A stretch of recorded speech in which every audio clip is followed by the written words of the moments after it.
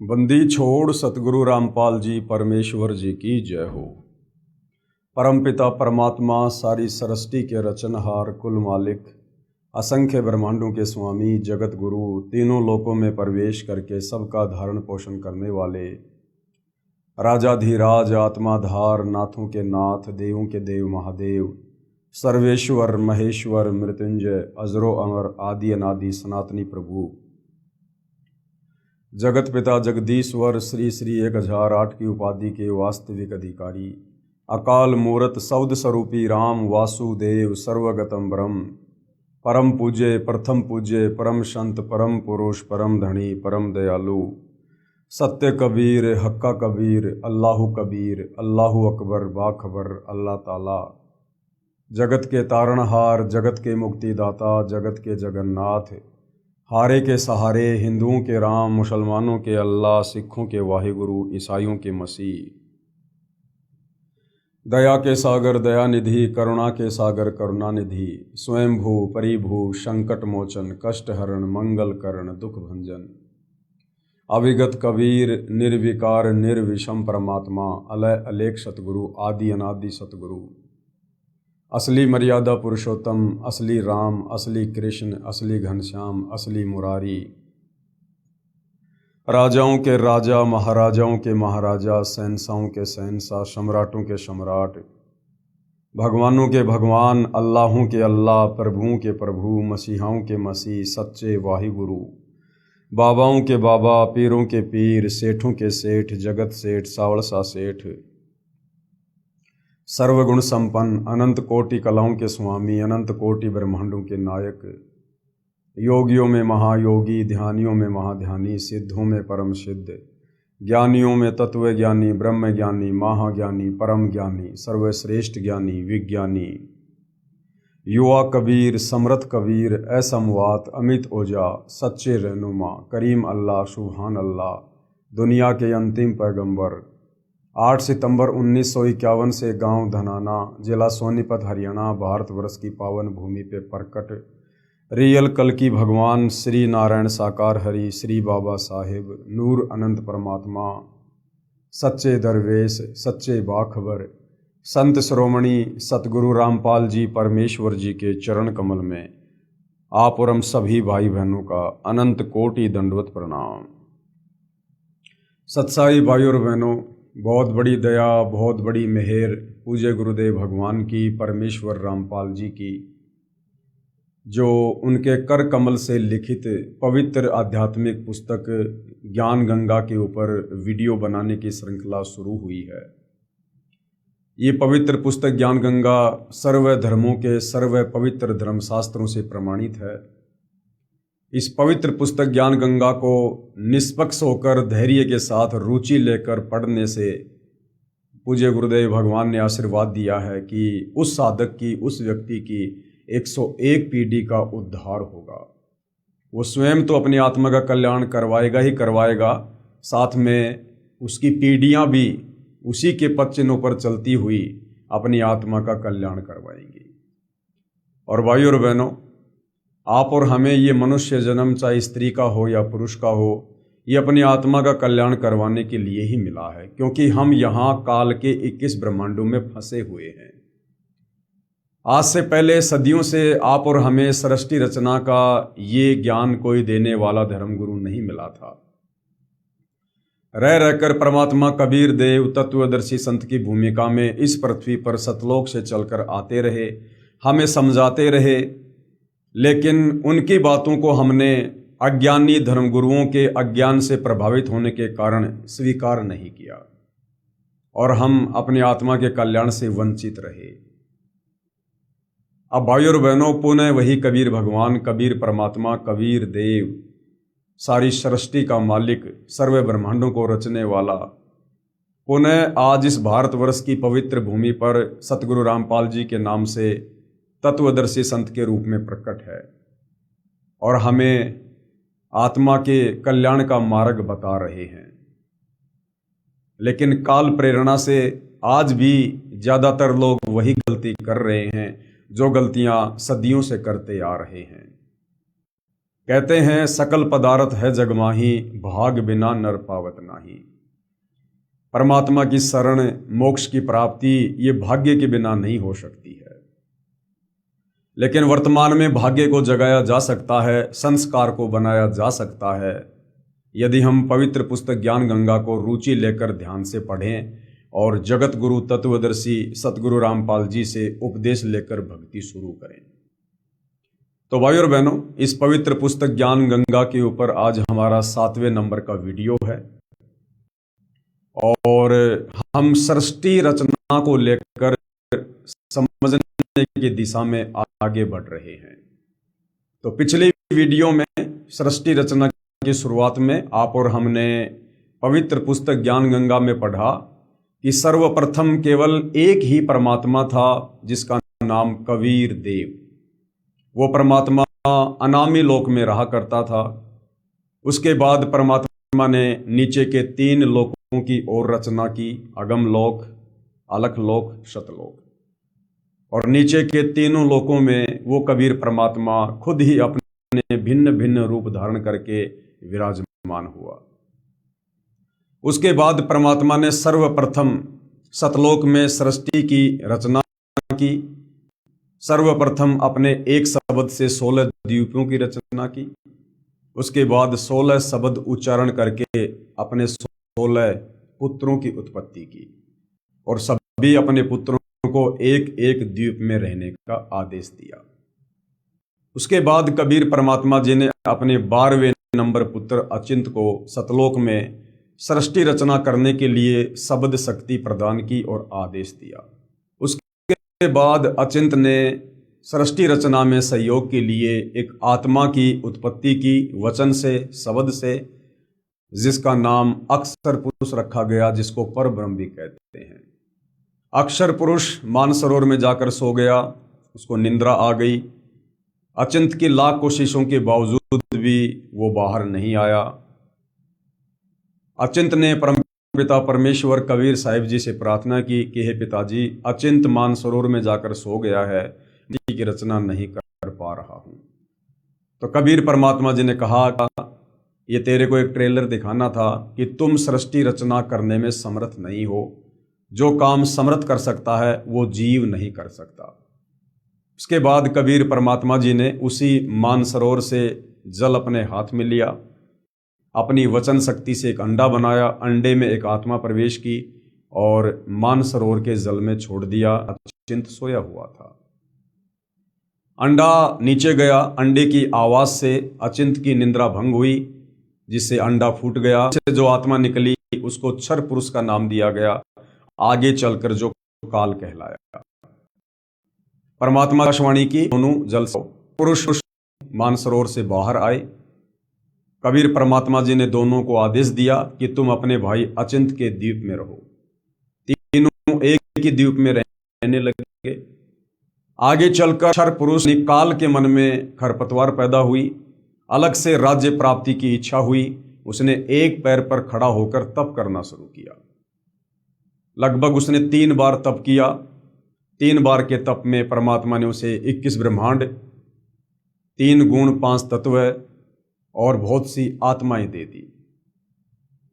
सर्वप्रथम जिस आत्मा ने काल के साथ जाने की स्वीकृति दी थी, हाथ खड़ा किया था, परमात्मा ने उसको एक सुंदर युवा लड़की बनाया, जिसका नाम आदि माया अष्टंगी रखा। आगे चलकर जिसका नाम दुर्गा पड़ा। क्षर पुरुष ने उस युवा लड़की के साथ में बलात्कार करने की कोशिश की। उसके बाद क्षर पुरुष को कबीर परमात्मा जी ने श्राप देकर कि आज के बाद तेरा नाम काल होगा, तू प्रतिदिन 1 लाख आत्माओं का आहार करेगा और काल के 21 ब्रह्मांडों को दुर्गा सहित और हम सब जितने भी आत्माएं जिन्होंने काल के साथ उसके 21 ब्रह्मांड में जाने की स्वीकृति दी थी, सभी आत्माओं को परमात्मा ने दुर्गा के अंतःकरण में सूक्ष्म रूप में फीड कर दिया था और सभी को परमात्मा जी ने सतलोक से 16 संघ कोस की दूरी पर यहाँ भेज दिया, जहाँ हम इस काल के 21 ब्रह्मांड में अपना कर्म भोग रहे हैं। उसके बाद इस काल ने दुर्गा के साथ मनमानी की कि अब मेरा कौन क्या बिगाड़ देगा, मुझे जो सजा मिलनी थी मिल चुकी है, अब मैं अपनी मनमानी करूँगा। और उसने दुर्गा के साथ में ज़बरदस्ती की, शारीरिक संबंध बनाए और 3 पुत्र उत्पन्न किए, रजगुण ब्रह्मा, शतगुण विष्णु, तमगुण शंकर। उसके बाद ब्रह्मा जी ने अपने पिता काल ब्रह्म की तलाश करने की कोशिश की, 4 युग तक ध्यान लगाया, लेकिन अपने पिता को प्राप्त नहीं कर पाया। माता दुर्गा को झूठ बोलने के चलते कि मैंने पिता के दर्शन कर लिए, ब्रह्मा जी को श्राप लगा कि जग में तेरी पूजा नहीं होगी और तेरे वंशज भी तेरी तरह पाखंडी होंगे। उसके बाद विष्णु जी ने अपने पिता काल ब्रह्म की खोज करने की कोशिश की, लेकिन नहीं मिला। उसने अपनी माता दुर्गा को आकर सब कुछ सच सच बता दिया। दुर्गा ने आशीर्वाद दिया कि बेटा तू सत्यवादी होगा, जग में तेरी पूजा होगी। शंकर जी ने अपने पिता की खोज ही नहीं की कि जब मेरे 2 भाइयों को पिता नहीं मिला तो मैं व्यर्थ में प्रयत्न नहीं करूँगा। उसके बाद दुर्गा ने इन तीनों की शादी कर दी, इनको अपने अपने लोकों में भेज दिया और एक एक गुण युक्त कर दिया। रजोगुण का स्वामी ब्रह्मा जी, सतोगुण का स्वामी विष्णु जी, तमोगुण का स्वामी शंकर जी। उसके बाद में इस काल ब्रह्म ने, जिसको ब्रह्म कहते हैं, काल कहते हैं, क्षर पुरुष भी इसी का नाम है, ज्योति निरंजन भी कहते हैं, जो ब्रह्मा विष्णु महेश का पिता है, दुर्गा का पति है, इसने दुर्गा से कहा कि दुर्गा अब मैं किसी को भी अपने वास्तविक काल रूप में दर्शन नहीं दूंगा और तीनों पुत्रों के माध्यम से अब तू मेरे भोजन की व्यवस्था करेगी, जीवों की उत्पत्ति करवाएगी। और काल ने फिर प्रतिज्ञा कर ली कि आज के बाद मैं अव्यक्त रहूंगा। तो आगे हम सृष्टि रचना में आज इसी विषय पर चर्चा करेंगे कि काल ने फिर अव्यक्त रहने की प्रतिज्ञा क्यों की। तो भाई और बहनों, ये पवित्र पुस्तक ज्ञान गंगा आप जियों के समक्ष है और आज का टॉपिक है ब्रह्म यानी काल की अव्यक्त रहने की प्रतिज्ञा। अव्यक्त का मतलब निराकार नहीं होता है, अव्यक्त का मतलब होता है जो साकार है लेकिन दिखाई नहीं दे रहा है। जिस प्रकार सूर्य के सामने बादल आ जाने से सूर्य निराकार नहीं होता बल्कि अव्यक्त हो जाता है, कुछ समय के लिए दिखाई नहीं देता है, और जैसे ही बादल वहाँ से हटते हैं सूर्य हमें दिखाई देता है। तो इसी प्रकार ये काल ब्रह्म, ये ज्योति निरंजन, ये क्षर पुरुष, ये निराकार नहीं है, ये अव्यक्त रहता है, ये अपनी योग माया से छुपा रहता है, किसी को दर्शन नहीं देता है। काल ब्रह्म की अव्यक्त रहने की प्रतिज्ञा सूक्ष्म वेद से सृष्टि रचना, जो 5वां वेद सूक्ष्म वेद है, कबीर सागर की वाणी और आदरणीय गरीबदास जी का जो सदग्रंथ साहिब है, जिसको अमर ग्रंथ भी कहते हैं, वो 5वां वेद है जिसमें कंप्लीट आध्यात्मिक ज्ञान है, कंप्लीट सृष्टि रचना है। तीनों पुत्रों की उत्पत्ति के पश्चात ब्रह्म ने अपनी पत्नी दुर्गा यानी प्रकृति से कहा कि मैं प्रतिज्ञा करता हूं कि भविष्य में किसी को अपने वास्तविक रूप में दर्शन नहीं दूंगा, जिस कारण से मैं अव्यक्त माना जाऊंगा। दुर्गा से कहा कि आप मेरा भेद किसी को मत देना, मैं गुप्त रहूंगा। इस काल ब्रह्म ने दुर्गा अपनी पत्नी को कह दिया कि तू भी मेरा भेद किसी को मत देना, कि ऐसे ऐसे हम सतलोक से आए हैं और कबीर भगवान ने हमें श्राप दिया हुआ है और मुझे प्रतिदिन 1 लाख मानव शरीरधारी आत्माओं का आहार करना पड़ता है। ये भेद तू मेरे तीनों बेटों ब्रह्मा विष्णु महेश को भी मत बताना। दुर्गा से कहा कि आप मेरा भेद किसी को मत देना, मैं गुप्त रहूंगा।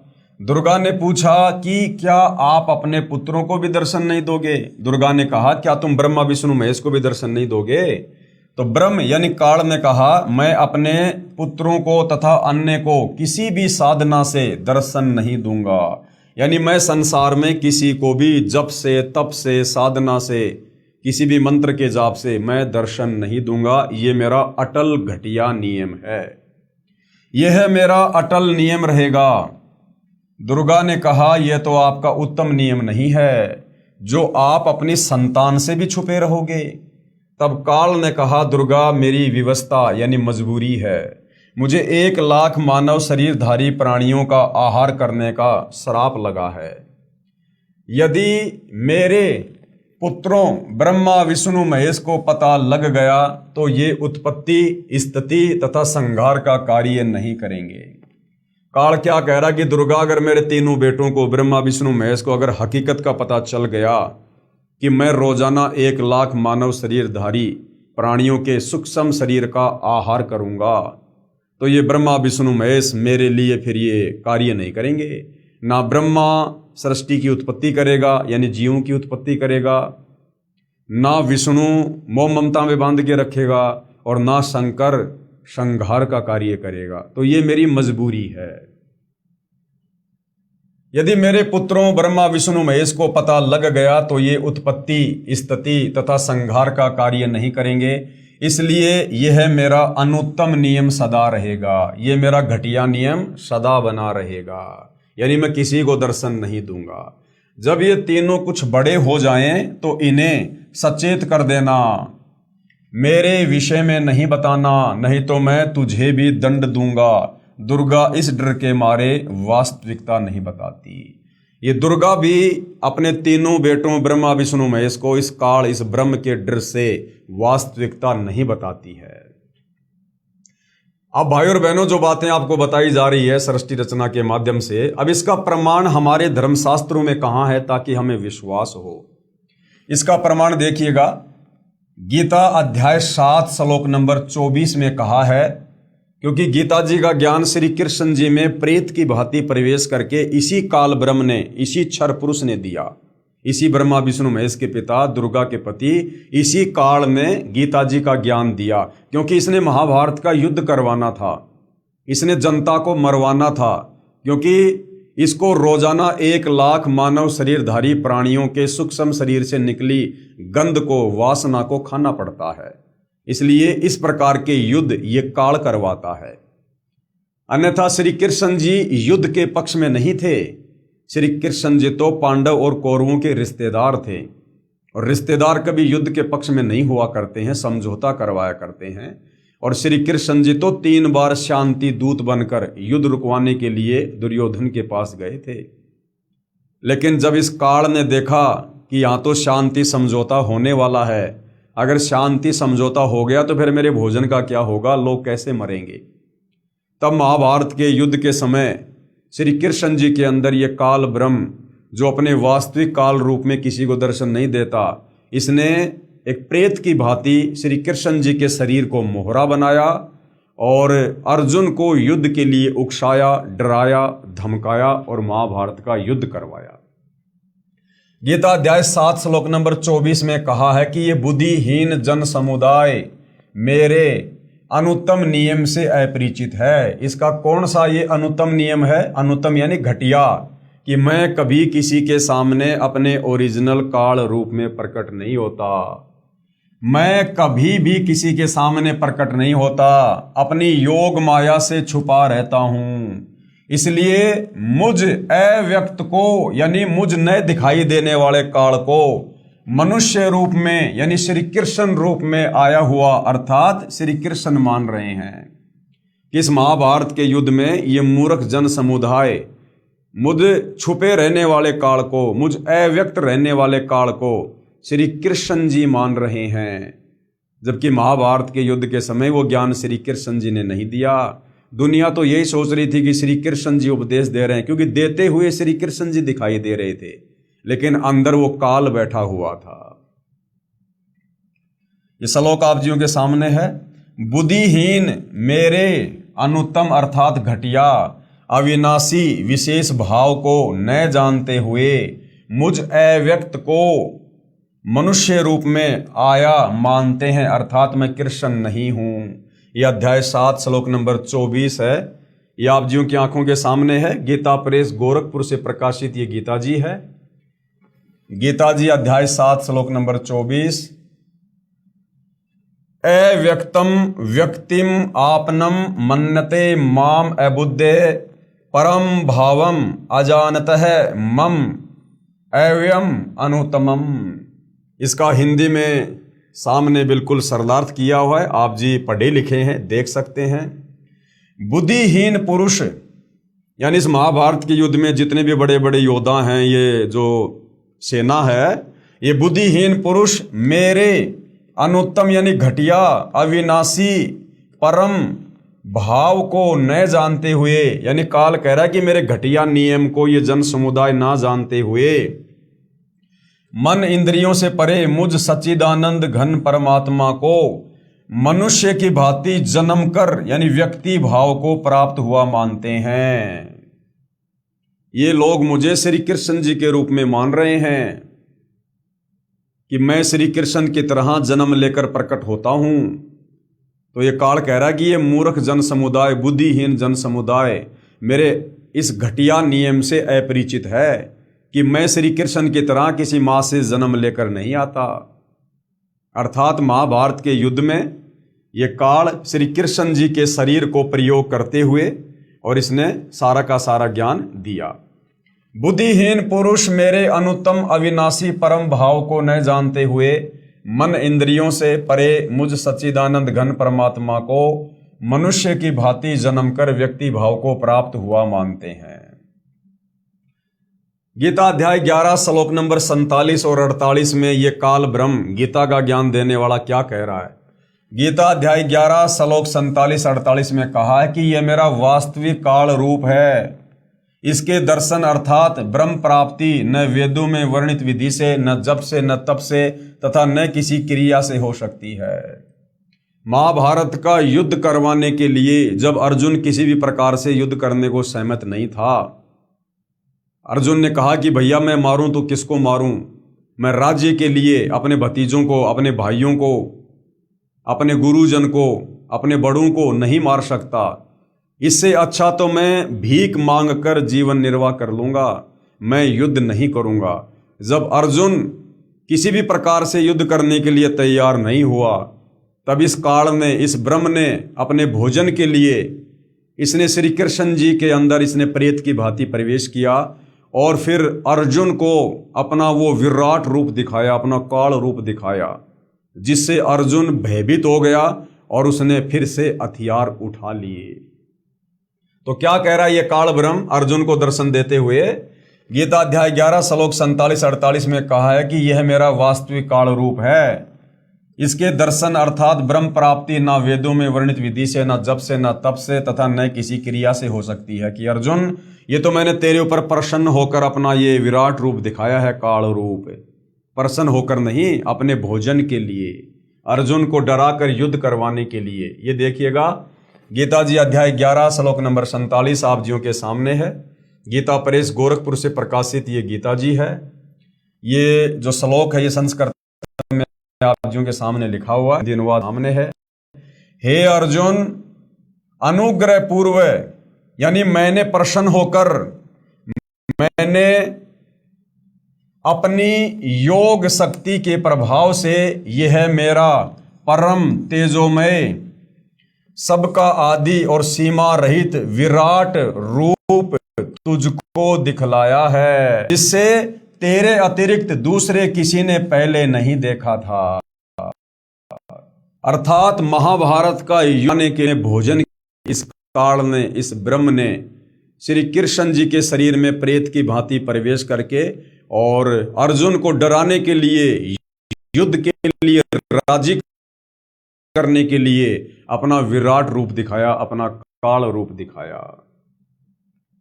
श्री भगवान बोले, यानी वो ब्रह्म बोला, हे अर्जुन, अनुग्रह पूर्वक मैंने अपनी योग शक्ति के प्रभाव से ये मेरा परम तेजोमय, सबका आदि और सीमा रहित विराट रूप तुझको दिखलाया है, जिसे तेरे अतिरिक्त दूसरे किसी ने पहले नहीं देखा था। गीता जी अध्याय 11 श्लोक नंबर 48 में क्या लिखा हुआ है कि मेरे इस रूप के दर्शन कोई किसी भी प्रकार से नहीं कर सकता। चाहे मुझ ब्रह्म का ओम नाम का जाप करो, चाहे वेदों के अनुसार भक्ति करो, चाहे गीता के अनुसार करो, चाहे कोई दान करो, कोई जप करो, कुछ भी करो, कोई तप करो, मेरे काल रूप के दर्शन कोई नहीं कर सकता। ये संस्कृत में श्लोक आप जियों के सामने है। हे अर्जुन, मनुष्य लोक में इस प्रकार विश्व रूप वाला मैं न वेद और यज्ञों के अध्ययन से, न दान से, न किसी भी प्रकार की क्रियाओं से और न उग्र तपों से ही तेरे अतिरिक्त दूसरे के द्वारा देखा जा सकता हूं। यानी संसार में अर्जुन कोई कितनी कोशिश कर ले, कितनी भक्ति क्रिया कर ले, कितना दान धर्म कर ले, ये मेरा काल रूप कोई नहीं देख सकता। मैंने तेरे ऊपर अनुग्रह किया है, इसलिए मैंने तेरे को अपने विराट रूप के दर्शन दिए हैं। हे अर्जुन, मनुष्य लोक में इस प्रकार विश्व रूप वाला मैं न वेद और न यज्ञों के अध्ययन से, न दान से, न क्रियाओं से यानी किसी भी आध्यात्मिक क्रिया से, और न उग्र तपों से ही तेरे अतिरिक्त दूसरे द्वारा देखा जा सकता हूं। जब तीसरी बार सागर मंथन किया तो 14 रत्न ब्रह्मा को तथा अमृत विष्णु को व देवताओं को और शराब असुरों को तथा विष परमार्थ शिव ने अपने कंठ में ठहराया। ये तो बहुत बाद की बात है।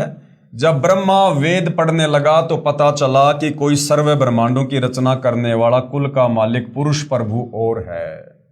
जब प्रथम बार सागर मंथन में वेद निकले और वेद इस काल के आदेश से दुर्गा ने ब्रह्मा जी को दे दिए, और ब्रह्मा जी ने जब वेदों का अध्ययन किया, वेदों को पढ़ा, तो ब्रह्मा जी ने क्या निष्कर्ष निकाला? जब ब्रह्मा वेद पढ़ने लगा तो पता चला कि कोई सर्व ब्रह्मांडों की रचना करने वाला कुल पुरुष यानी भगवान और है। उससे पहले जब ये ब्रह्मा विष्णु महेश दुर्गा जी से पूछा करते थे कि माता हमारा पिता कौन है, संसार को रचने वाला प्रभु कौन है, तो ये दुर्गा काल के डर से सच्चाई ना बताकर बात मटोल कर दिया करती थी कि मैं ही तुम्हारा पिता हूं, मैं तुम्हारी माता हूं, मैं ही सारे संसार को रचने वाली हूं। लेकिन जब ब्रह्मा जी ने वेद पढ़े तो ब्रह्मा जी ने कहा कि माता जी, वेद तो परमात्मा के द्वारा लिखे गए हैं, वेद तो झूठे नहीं हो सकते। तो ब्रह्मा जी ने कहा कि फिर वास्तव में वो परमात्मा कौन है? जब ब्रह्मा वेद पढ़ने लगा तो पता चला कि कोई सर्व ब्रह्मांडों की रचना करने वाला कुल का मालिक पुरुष प्रभु और है। तब ब्रह्मा जी ने विष्णु जी व शंकर जी को बताया कि वेदों में वर्णन है कि सर्जनहार कोई और भगवान है, कि भाई हमारी माता दुर्गा नहीं है सर्जनहार, सृष्टि को रचने वाली। वेदों में लिखा कि कोई और परमात्मा है जिसने सारी सृष्टि को रचा है। परंतु वेद कहते हैं कि भेद हम भी नहीं जानते, परंतु चारों वेद कहते हैं कि भैया उस परमात्मा के विषय में पूरी जानकारी हमारे पास भी नहीं है। उसके लिए संकेत है कि किसी तत्वदर्शी संत से पूछो। वेद क्या कहते हैं कि उस परमात्मा के विषय में किसी तत्वदर्शी संत से पूछो कि सारी सृष्टि का रचने वाला परमात्मा कौन है। तब ब्रह्मा माता के पास आया और सब वृत्तांत कह सुनाया। माता कहा करती थी कि मेरे अतिरिक्त और कोई नहीं है, मैं ही करता हूं, मैं ही सर्वशक्तिमान हूं। परंतु ब्रह्मा ने कहा कि वेद ईश्वर के द्वारा रचित हैं, ये झूठे नहीं हो सकते। दुर्गा ने कहा कि तेरा पिता तुझे दर्शन नहीं देगा। जब दुर्गा ने देखा कि भाई ब्रह्मा ने वेद पढ़ लिए और वेद झूठे नहीं है, तो अंत में दुर्गा ने क्या कहा कि तेरा बाप तो है लेकिन वो तुझे दर्शन नहीं देगा, उसने प्रतिज्ञा की हुई है। तब ब्रह्मा ने कहा कि माताजी अब आपकी बात पर अविश्वास हो गया है। ब्रह्मा ने कहा कि माताजी अब आपकी बात पर मुझे अविश्वास हो गया। पहले तो आप कहा करती थी कि मैं तेरा बाप हूं, मैं तेरी माँ हूं, मैं ही करता हूं और कोई ब्रह्म नहीं है। अब जब मैंने वेदों में पढ़ा तो आप कह रहे हैं कि तेरा बाप तो है लेकिन तुझे दर्शन नहीं देगा। तो माताजी मुझे आपकी बातों पर विश्वास नहीं है, मैं उस पुरुष यानी प्रभु भगवान का पता लगाकर ही रहूंगा। दुर्गा ने कहा कि यदि वह तुझे दर्शन नहीं देगा तो तुम क्या करोगे? ब्रह्मा ने कहा कि मैं आपको शक्ल नहीं दिखाऊंगा। दूसरी तरफ ज्योति निरंजन ने कसम खाई है कि मैं अव्यक्त रहूंगा, किसी को दर्शन नहीं दूंगा, अर्थात 21 ब्रह्मांड में कभी भी अपने वास्तविक काल रूप में आकार में नहीं आऊंगा। ये गीता जी अध्याय 7 श्लोक नंबर 24 है, जो अभी आप और हमने ये पढ़ा है कि अव्यक्तम व्यक्तिम आपनम मन्नते माम अबुद्धे परम भावम अजानतः मम अव्ययम अनुतमम, कि ये मेरा घटिया अनुत्तम अटल नियम है, कि मैं यहाँ किसी को दर्शन नहीं दूंगा और ये मूर्ख बुद्धिहीन जन समुदाय मुझे श्री कृष्ण की तरह माँ के गर्भ से जन्म लेकर आया हुआ मान रहा है। अर्थात महाभारत के युद्ध में ये लोग ये सोच रहे हैं कि श्री कृष्ण ज्ञान दे रहा है, लेकिन उस समय वो श्री कृष्ण नहीं था, केवल श्री कृष्ण जी का शरीर था।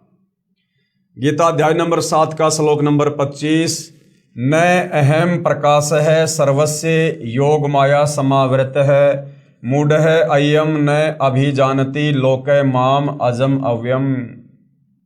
मैं योग माया से छिपा हुआ सबके प्रत्यक्ष नहीं होता, अर्थात अव्यक्त रहता हूँ, इसलिए जन्म न लेने वाले अविनाशी अटल भाव को यह अज्ञानी जन समुदाय संसार मुझे नहीं जानता, अर्थात मुझको कृष्ण समझता है, क्योंकि ब्रह्म अपनी शब्द शक्ति से अपने नाना रूप बना लेता है। यह दुर्गा का पति है, इसलिए इस मंत्र में कह रहा है कि मैं श्री कृष्ण आदि की तरह दुर्गा से जन्म नहीं लेता, मैं अव्यक्त रहता हूं। ब्रह्मा का अपने पिता काल ब्रह्म की प्राप्ति के लिए प्रयत्न करना, उसके बाद ये ब्रह्मा जो इस ब्रह्म का बेटा है, काल का बेटा है ब्रह्मा, ये अपने पिता काल ब्रह्म की तलाश में निकल जाता है। तब दुर्गा ने ब्रह्मा जी से कहा कि अलख निरंजन तुम्हारा पिता है, परंतु वह तुम्हें दर्शन नहीं देगा। ब्रह्मा ने कहा कि मैं दर्शन करके ही लौटूंगा। माता ने पूछा कि यदि तुझे दर्शन नहीं हुए तो क्या करेगा? ब्रह्मा ने कहा मैं प्रतिज्ञा करता हूँ, यदि पिता के दर्शन नहीं हुए तो मैं आपके समक्ष नहीं आऊँगा, कि अगर मुझे मेरे पिता काल ब्रह्म के अलख निरंजन के दर्शन नहीं हुए तो मैं आपको अपना मुंह नहीं दिखाऊंगा, अपनी शक्ल नहीं दिखाऊंगा। ब्रह्मा ने प्रतिज्ञा कर ली। ये कहकर ब्रह्मा जी व्याकुल होकर उत्तर दिशा की तरफ चल दिया, जहाँ अंधेरा ही अंधेरा है। वहां ब्रह्मा ने 4 युग तक ध्यान लगाया, परंतु कुछ भी प्राप्ति नहीं हुई। 4 युग, सतयुग, त्रेता, द्वापर, कलयुग, इतने समय तक ब्रह्मा जी ने ध्यान लगाया। 4 युगों का कुल समय होता है 43,20,000 वर्ष। इतने समय तक ब्रह्मा जी ने ध्यान लगाया, लेकिन इस काल ब्रह्म ने जो प्रतिज्ञा कर रखी है कि मैं किसी भी प्रकार की साधना से, तपस्या से मैं दर्शन नहीं दूंगा। काल ने आकाशवाणी की कि जीव उत्पत्ति क्यों नहीं की। अब उधर से काल ने दुर्गा को आकाशवाणी की कि दुर्गा मुझे भूख लग रही है, तुझे तो पता है मुझे श्राप लगा हुआ है 1 लाख मानव शरीरधारी आत्माओं को खाने का, अभी तक जीवों की उत्पत्ति क्यों नहीं हुई। भवानी यानी दुर्गा ने कहा कि आपका ज्येष्ठ पुत्र यानी बड़ा बेटा ब्रह्मा जिद करके आपकी तलाश में गया है, और ब्रह्मा के बिना जीव उत्पत्ति का सब कार्य असंभव है। ब्रह्म यानी काल ने कहा उसे वापस बुला लो, मैं उसे दर्शन नहीं दूंगा। तब दुर्गा यानी प्रकृति ने अपनी शब्द शक्ति से गायत्री नाम की लड़की उत्पन्न की तथा उसे ब्रह्मा को लौटा लाने को कहा। गायत्री ब्रह्मा जी के पास गई, परंतु ब्रह्मा जी समाधि लगाए हुए थे, उन्हें कोई आभास ही नहीं था कि कोई आया है। तब आदि कुमारी प्रकृति ने यानी उस दुर्गा ने गायत्री को ध्यान द्वारा बताया कि इसके चरण स्पर्श कर। तब गायत्री ने ऐसा ही किया। ब्रह्मा जी का ध्यान भंग हुआ तो क्रोधवश बोले कि कौन पापिन है जिसने मेरा ध्यान भंग कर दिया, मैं तुझे श्राप दूंगा। गायत्री कहने लगी कि मेरा दोष नहीं है, पहले मेरी बात सुनो तब श्राप देना। मेरे को माता ने यानी दुर्गा ने तुम्हें लौटा लाने को कहा है, क्योंकि आपके बिना जीव उत्पत्ति नहीं हो सकती। ब्रह्मा ने कहा कि मैं कैसे जाऊं, पिताजी के दर्शन हुए नहीं, ऐसे जाऊं तो मेरा उपहास होगा यानी मेरा मजाक उड़ाया जाएगा कि तू तो कह रहा था ना जब तक मैं पिताजी के दर्शन नहीं कर लूंगा तब तक वापस नहीं लौटूंगा। यदि माता जी के समक्ष ये कह दे कि ब्रह्मा को पिता यानी ज्योति निरंजन के दर्शन हुए हैं और मैंने अपनी आंखों से देखा है तो मैं आपके साथ चलूं। अब ब्रह्मा जी ने क्या कहा कि गायत्री अगर तू माता दुर्गा जी के सामने मेरी झूठी गवाही दे दे कि मेरी आंखों के सामने ब्रह्मा को उसके पिता ज्योति निरंजन ने ब्रह्म ने दर्शन दिए हैं तो मैं तेरे साथ में चल सकता हूं। यानी भाई और बहनों, झूठ की शुरुआत कहां से हो रही है? सबसे पहला झूठ इस काल ने कि मैं आज के बाद किसी को दर्शन नहीं दूंगा, छुपा रहूंगा। उसके बाद सबसे बड़ा झूठ सृष्टि में बोला इस देवी ने, दुर्गा ने, प्रकृति ने। अपने बेटों को इसने हकीकत नहीं बताई, अपने बेटों को भी झूठ बोला कि तुम्हारा कोई बाप नहीं है, मैं तुम्हारा बाप हूं। और उसके बाद ये ब्रह्मा, दुर्गा का बड़ा बेटा, ये कह रहा कि तुम माँ के सामने झूठी गवाही दे देना गायत्री कि मुझे पिताजी ने दर्शन दे दिए। तब गायत्री ने कहा कि आप मेरे साथ संभोग यानी सेक्स करोगे तो मैं आपकी झूठी साक्षी गवाही भरूंगी। गायत्री ने यह शर्त क्यों रखी कि कल को अगर ब्रह्मा ने कल को कह दिया कि मुझे दर्शन नहीं हुए तो मैं तो झूठी पड़ जाऊंगी, मेरी तो पिटाई हो जाएगी, मुझे तो श्राप लग जाएगा, तो मैं अकेली ना मरूं, साथ में ये ब्रह्मा भी मरे। इसलिए गायत्री ने कहा कि आप मेरे साथ में संभोग करो, रति क्रिया करो, तब मैं आपकी झूठी गवाही दूंगी। और गायत्री ने झूठी गवाही देनी इसलिए भी जरूरी थी क्योंकि उधर से दुर्गा का आदेश था कि किसी भी प्रकार से उसको लेकर आना है। तब गायत्री ने कहा कि आप मेरे साथ संभोग यानी सेक्स करोगे तो मैं आपकी झूठी साक्षी गवाही भरूंगी। तब ब्रह्मा ने सोचा कि पिता के दर्शन हुए नहीं, वैसे जाऊं तो माता के सामने शर्म लगेगी, और चारा नहीं दिखाई दिया। फिर गायत्री से रति क्रिया यानी संभोग किया। तब गायत्री ने कहा कि क्यों ना एक गवाह और तैयार किया जाए ताकि बात थोड़ी मजबूत हो जाए। ब्रह्मा ने कहा बहुत ही अच्छा है। तब गायत्री ने शब्द शक्ति से एक लड़की जिसका नाम पुहुपवती पैदा की तथा उससे दोनों ने कहा कि आप गवाही देना कि ब्रह्मा ने पिता के दर्शन किए हैं। तब पुहुपवती ने कहा कि मैं क्यों झूठी गवाही दूं? हाँ, यदि ब्रह्मा मेरे से रति क्रिया संभोग करे तो गवाही दे सकती हूं।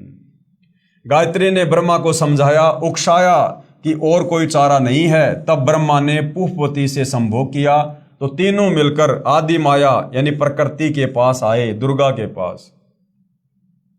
दोनों देवियों ने उपरोक्त शर्त इसलिए रखी थी कि यदि ब्रह्मा माता के सामने हमारी झूठी गवाही को बता देगा तो माता हमें श्राप देगी, इसलिए उसे भी दोषी बना लिया।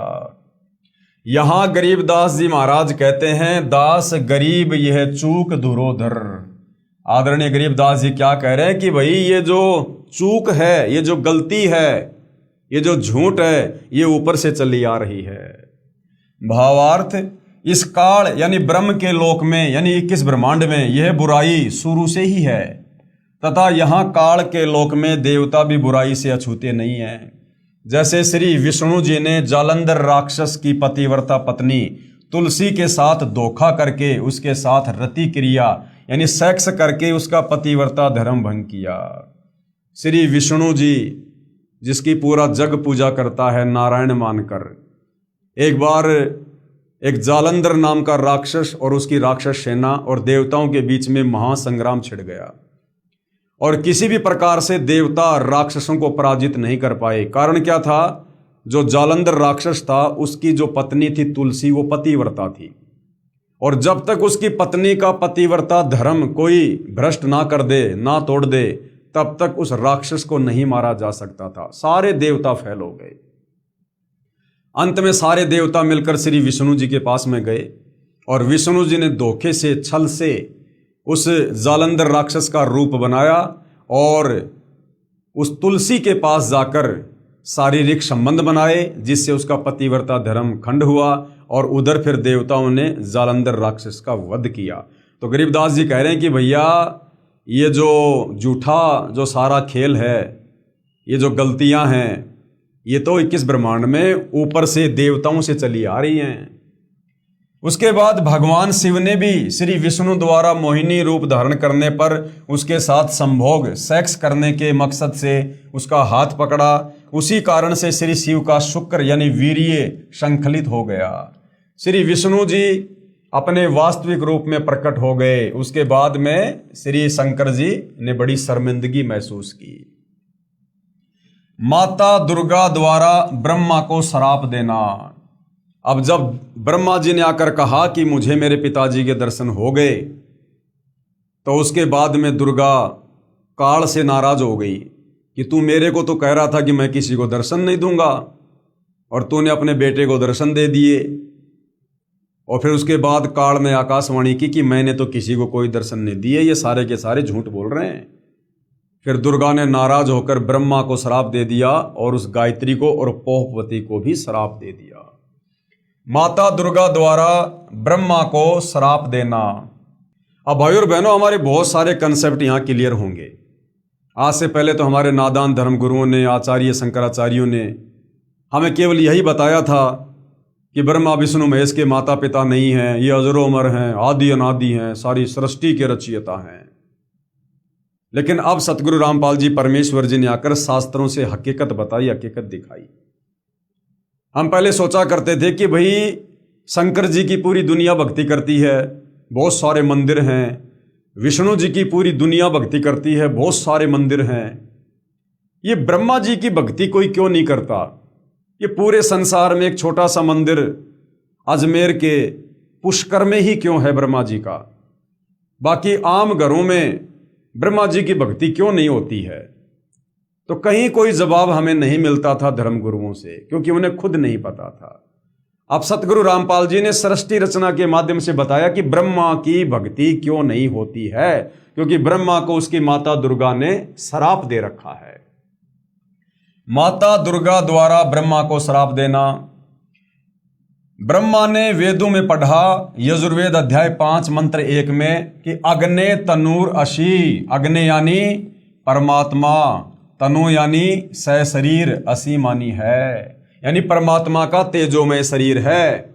अग्ने तनु असी यानी परमेश्वर तेजोमय शरीर युक्त है, यानी वो निराकार नहीं है।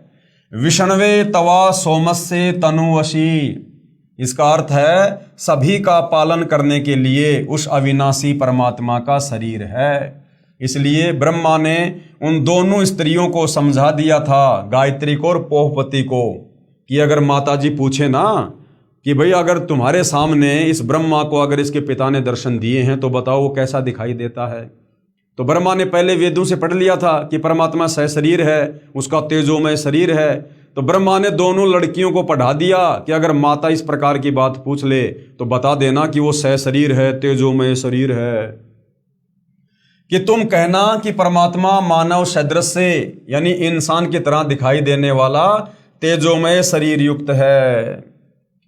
तब माता ने ब्रह्मा से पूछा, यानी दुर्गा ने फिर ब्रह्मा से पूछा, क्या तुझे तेरे पिता के दर्शन हुए? ब्रह्मा ने कहा, हाँ मुझे पिता के दर्शन हुए हैं, वह मनुष्य सदृश तेजोमय शरीर युक्त है। दुर्गा ने कहा, साक्षी बता, कि कोई गवाह बता। तब ब्रह्मा ने कहा, इन दोनों के सामने साक्षात्कार हुआ। देवी ने उन दोनों लड़कियों से पूछा, क्या तुम्हारे सामने ब्रह्म यानी काल का साक्षात्कार हुआ है? तब दोनों ने कहा कि हाँ, हमने अपनी आंखों से देखा है। फिर भवानी यानी प्रकृति को संशय हुआ कि मुझे तो उस ब्रह्म ने यानी काल ने कहा था कि मैं किसी को दर्शन नहीं दूंगा, परंतु ये कहते हैं कि दर्शन हुए हैं। तब अष्टंगी यानी 8 भुजा वाली दुर्गा ने ध्यान लगाया और काल यानी ज्योति निरंजन से पूछा कि ये क्या कहानी है। ज्योति निरंजन जी ने कहा कि ये तीनों झूठ बोल रहे हैं। काल ने कहा कि दुर्गा ये तीनों झूठ बोल रहे हैं। तब माता ने कहा कि तुम झूठ बोल रहे हो। दुर्गा ने कहा उन तीनों से कि तुम झूठ बोल रहे हो, आकाशवाणी हुई है कि इन्हें कोई दर्शन नहीं हुए। ये बात सुनकर ब्रह्मा ने कहा कि माता जी, मैं सौगंध खाकर पिता की तलाश करने गया था, परंतु पिता यानी ब्रह्म के दर्शन नहीं हुए और आपके पास आने में शर्म लग रही थी, इसलिए हमने झूठ बोल दिया। तब माता दुर्गा ने कहा, अब मैं तुम्हें श्राप दूंगी। दुर्गा गुस्से में हो गई और दुर्गा ने कहा कि ब्रह्मा, अब मैं तेरे को श्राप दूंगी। अब भाई और बहनों, दुर्गा जी ने ब्रह्मा जी को क्या श्राप दिया, जिस कारण से जगत में ब्रह्मा जी की भक्ति कोई नहीं करता। ब्रह्मा को श्राप, तेरी पूजा जग में नहीं होगी, आगे तेरे वंशज होंगे वे बहुत पाखंड करेंगे। यानी ब्रह्मा, आगे जो तेरे वंशज होंगे, जो ब्राह्मण होंगे, धर्म गुरु होंगे, जो पंडित होंगे, ये जो जाति से पंडित और ब्राह्मण हैं, इनकी बात नहीं हो रही। आध्यात्मिक क्षेत्र में जो धर्म शास्त्रों के आधार से जनता का मार्गदर्शन करता है, जो गुरु पद पर होता है, उसको असल में पंडित कहते हैं, ब्राह्मण कहते हैं, धर्म गुरु कहते हैं। क्योंकि ब्रह्मा जी को चारों वेद दिए गए और ब्रह्मा जी ने फिर आगे वो वेद और वेदों का ज्ञान अपने वंशजों को दिया, जैसे मनु को दिया, मनु ने फिर आगे अपने वंशजों को दिया। तो दुर्गा ने श्राप दिया कि तेरे वंशज भी, यानी जो ब्राह्मण जो गुरु पद पर होंगे ना, वो भी तेरे जैसे पाखंडी होंगे, झूठे होंगे।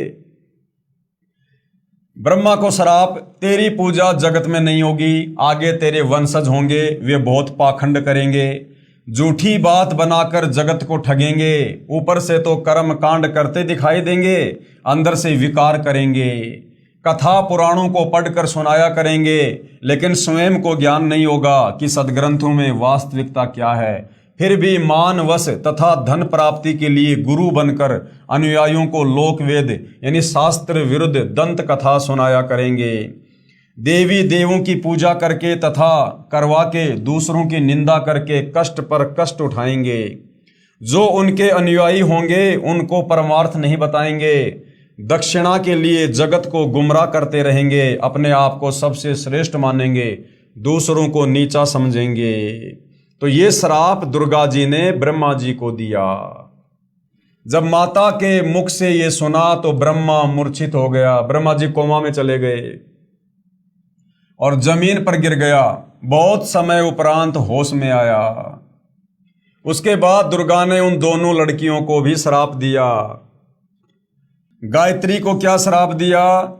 तेरे कई सांड पति होंगे, तू मृतलोक में गाय बनेगी, यानी इस पृथ्वी पर तू गाय बनेगी और कई कई सांड तेरे पति होंगे। पोहपवती को क्या श्राप दिया? तेरी जगह गंदगी में होगी, तेरे फूलों को कोई पूजा में काम नहीं लेगा, इस झूठी गवाही के कारण तुझे ये नरक भोगना पड़ेगा, तेरा नाम केवड़ा केतकी होगा। हरियाणा में कुशोंदी कहते हैं, यह गंदगी यानी कुरड़ियों वाली जगह पर होती है। तो तीनों को दुर्गा ने श्राप दे दिया। इस प्रकार तीनों को श्राप देकर माता भवानी यानी दुर्गा बहुत पछताई। इस प्रकार पहले तो जीव बिना सोचे मन यानी काल निरंजन के प्रभाव से गलत कार्य कर देता है, परंतु जब आत्मा यानी सत्य पुरुष के अंश के प्रभाव से उसे ज्ञान होता है तो पीछे पछताना पड़ता है। जिस प्रकार माता पिता अपने बच्चों को छोटी सी गलती के कारण ताड़ते हैं गुस्से में आकर, परंतु बाद में बहुत पछताते हैं, यही प्रक्रिया मन यानी काल निरंजन के प्रभाव से सभी जीवों में क्रियावान हो रही है। हाँ, यहाँ एक बात विशेष है कि निरंजन यानी काल ब्रह्म ने भी अपना कानून बना रखा है। सत का राज धर्म राय कर ही, अपना किया सबे दंड भर ही। इस काल ब्रह्म ने भी अपना कानून बना रखा है कि यदि कोई जीव किसी दुर्बल जीव को सताएगा उसे उसका बदला देना पड़ेगा। जब आदि भवानी यानी उस प्रकृति देवी ने, अष्टंगी ने यानी दुर्गा ने, जब ब्रह्मा गायत्री और पोहपवती को श्राप दिया तो अलख निरंजन यानी काल ब्रह्म ने कहा कि हे भवानी, हे प्रकृति, अष्टंगी दुर्गा, ये आपने अच्छा नहीं किया।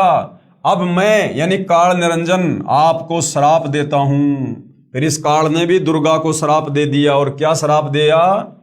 कि द्वापर युग में तेरे भी 5 पति होंगे, अर्थात ये जो द्रौपदी थी ये आदि माया का अवतार हुई।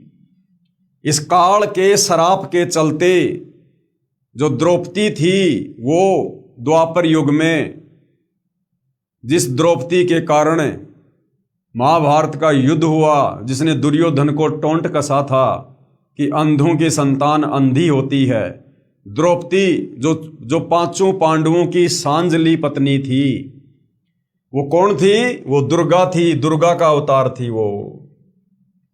तो काल ने क्या श्राप दिया कि द्वापर युग में तेरे भी 5 पति होंगे।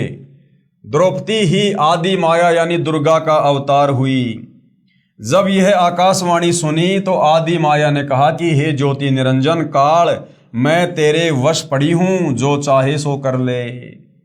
दुर्गा ने क्या सोचा कि भैया मैंने सतलोक में गलती कर दी, बहुत बड़ी, सबसे पहले हाथ ऊपर करके तेरे साथ आने की स्वीकृति देके, अपने पिता कबीर भगवान से धोखा करके, अब तू जो चाहे सो कर भाई, ये हमारी मजबूरी है। अब सृष्टि रचना में दुर्गा जी के अन्य नामों का बार बार लिखने का उद्देश्य है कि पुराणों, गीता तथा वेदों में प्रमाण देखते समय भ्रम उत्पन्न नहीं होगा। जैसे गीता अध्याय 14 श्लोक 3 और 4 में काल ब्रह्म ने कहा है कि प्रकृति तो गर्भ धारण करने वाली सब जीवों की माता है और मैं उसके गर्भ में बीज स्थापित करने वाला पिता हूं। श्लोक 4 में कहा है कि प्रकृति से उत्पन्न तीनों गुण, प्रकृति यानी दुर्गा से उत्पन्न तीनों गुण यानी ब्रह्मा विष्णु महेश जीव आत्मा को यानी सभी प्राणियों को कर्मों के बंधन में बांधते हैं। ये बार बार यहाँ पर जो दुर्गा के साथ में अष्टंगी, आदि माया, ये प्रकृति जो शब्द यूज किए जा रहे हैं ना, जो दुर्गा के ही नाम हैं, क्योंकि आगे चलकर जब हम शास्त्रों को पढ़ेंगे, गीता जी को पढ़ेंगे, तो इन शब्दों से दुर्गा जी को संबोधित किया गया है।